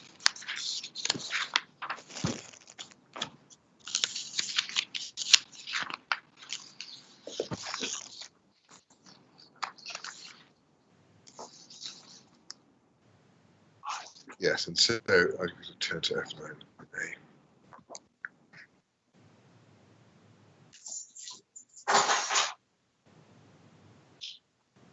So document F9A, we're simply suggesting be reworded to say development of allocated allotment sites defined on the policies map will not be permitted unless it can be demonstrated that provision is no longer required or that an alternative allotment site can be provided. So there it's seeking to provide protection for allotment space on the premise that allotments will be provided as part of the open space provision in new developments where appropriate. I think I'm right in saying that. And then, but you are proposing then a second part of that, which is about major residential-led development proposals are encouraged to include provision for community gardening and food growing. Is that a statement or is it a policy?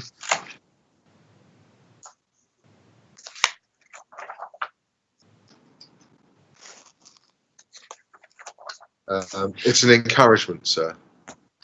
And I don't mean that facetiously, because the word is used, encourage.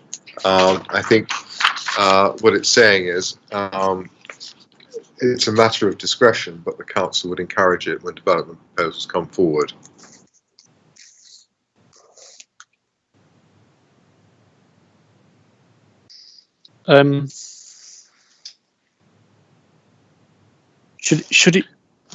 Is it necessary to make the plan sound, to make that policy sound? If one considers the original intent of the policy as submitted, clearly the requirement is that allotments should be provided where possible.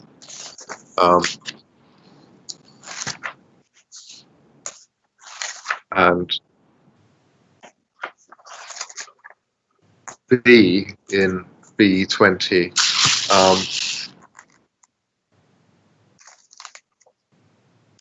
talks about favourable consideration if proposals come forward, but that's a question if.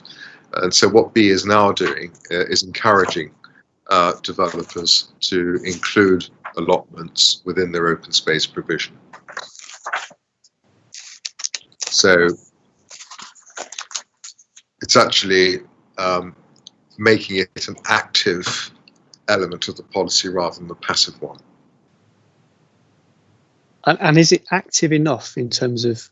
That's the point. Should the word encourage be used, or should it be saying major residential led development proposals should, where possible, use the same formulation again, where possible and appropriate, include provision for community gardening and food growing. Thank you. So I think that small change should be there to make the active element of the policy more positive and effective, because clearly over recent years community gardening, whether through allotments or other means, and food growing is something which is becoming more and more popular for obvious reasons. Thank you. Are there any more points on this policy? Unfortunately, yes, Mr. Warden. Just a quick one in relation to the suggested new wording in Part A of the policy. Yes, it talks about allocated allotment sites. So again, what does that mean? Is that public? Is it private? Because you say that as defined on the policies map. Are these existing sites already on the 2005 policies map? Just take instructions. Thank you.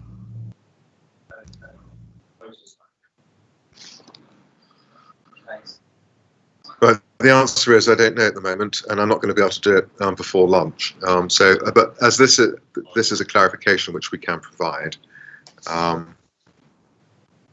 So the question is, should it apply only to council or run? Yeah, it's public or private. Public, yes, that's right. Yeah, I think we need some clarification on that just to make absolutely sure. If you can just provide that information, you can do it at another session if necessary, or a little note. That would be great. Thank you. Well, when we come back with the proposed amendment to the policy, the slight change we're proposing, we can actually include it there, and it may be prudent just to put a short sentence in the supporting text to make it clear to what we're referring. I just want some clarity because it's not clear in the existing supporting text. Reference is made in paragraph 5.166 that the amount of allotments has been estimated at 16 to 17 hectares. So is that existing? Is that future? Is that projected? And then has every allotment site been shown on, is it on the existing proposals map, as it's the old map was called? And then is it, again, no changes being proposed, so therefore you didn't have to show any changes on the policies map? So not providing, you don't need to answer now, but if you can provide that clarity, that'd be very useful. So thank you. Thank you. And I just wonder whether, just thinking in relation to that point, whether new allotment sites would not be on the proposals map, or would new allotment sites be on the policies map if they're created, for example, in association with major developments, Dugden Hills, for example?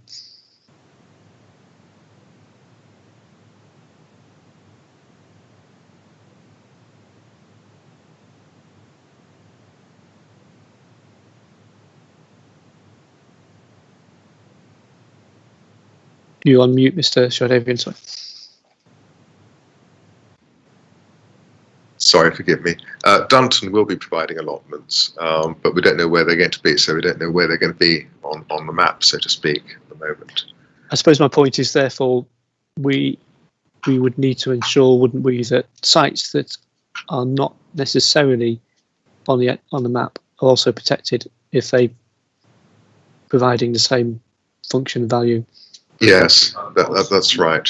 So when we actually get clarification on what we're talking about and where they are, we can address that point as well.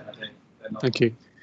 Mr. Pryor, I don't know if you can hear me, but I think you might not be muted and I'm hearing some background noise. Just wonder whether it looks like it might be you flashing up, Mr. Pryor, that's all.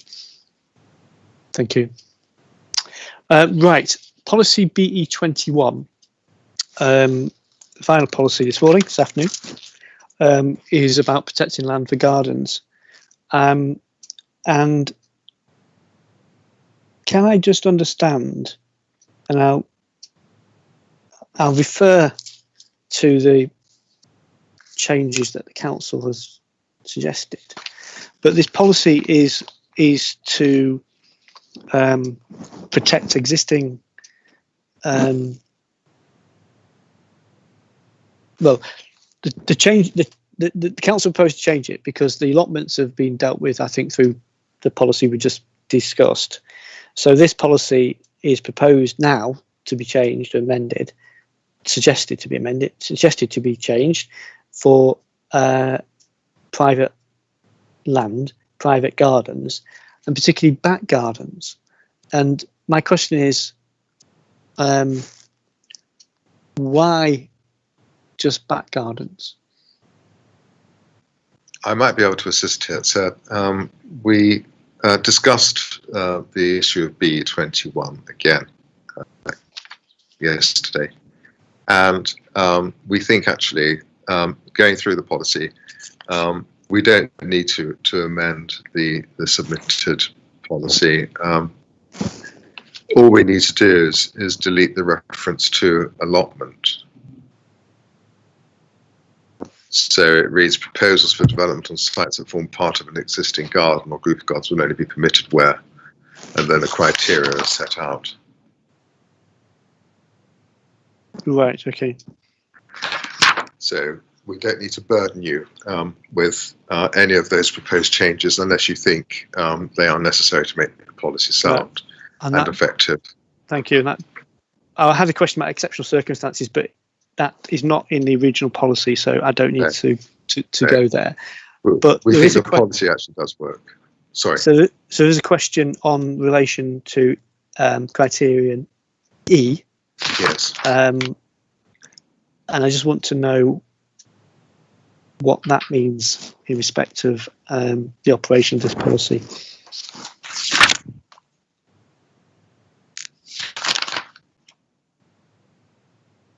If it's seeking to achieve that there's no detrimental effect on the potential comprehensive development of the wider area, does it mean there might be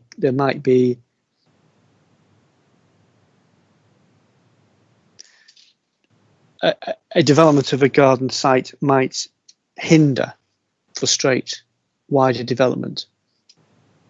I think that was what's intended, but it doesn't actually read that well.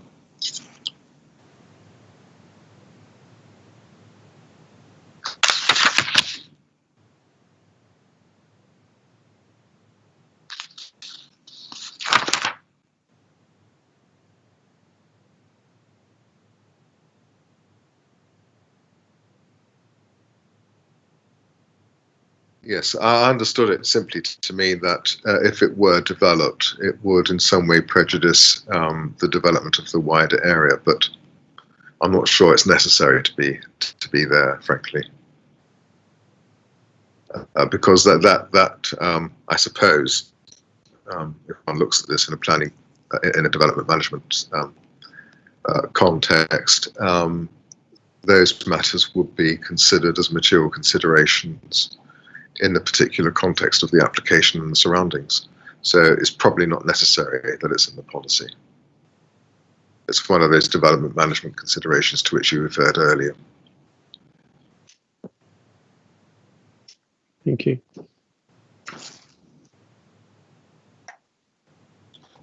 So then the only amendment would be taking out allotment and taking out the last paragraph E. Thank you. Just final question on criterion A, word sufficient.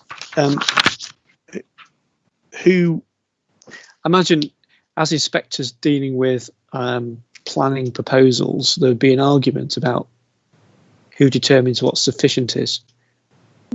Where would you turn to understand what is meant by sufficient?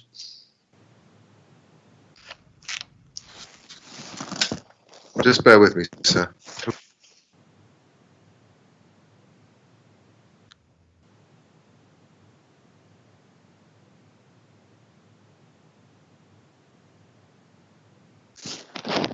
We're just checking to see if it's part of the open space provision for gardens and residential properties. But I think probably it's intended to provide flexibility and to leave it to the exercise of judgment depending upon, I suppose, the size of the property and the number of occupants and whether or not there is sufficient garden space for recreation. I'm just checking now to see.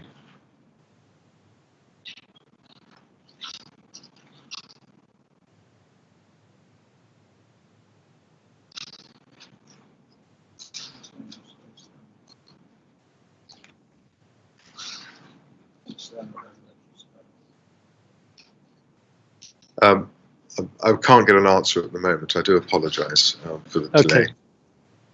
Would you like to come back to us? Yeah, I'm referring, someone's referred, Mr. James referred me to HPO 6.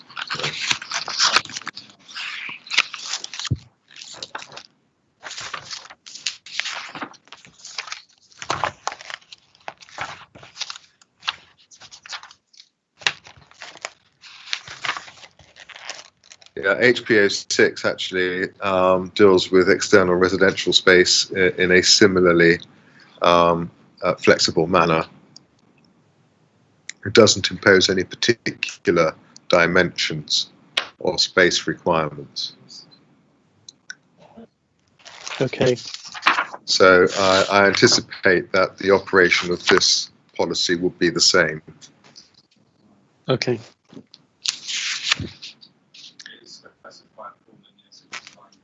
I'm told it's specified in the Essex Design Guide. Okay. Paragraph so- 6.5a. Right. Okay. So in the supporting text to the policy as submitted, paragraph 5.177 refers to that design guide. Yes, it does. So yeah. So it's there, basically.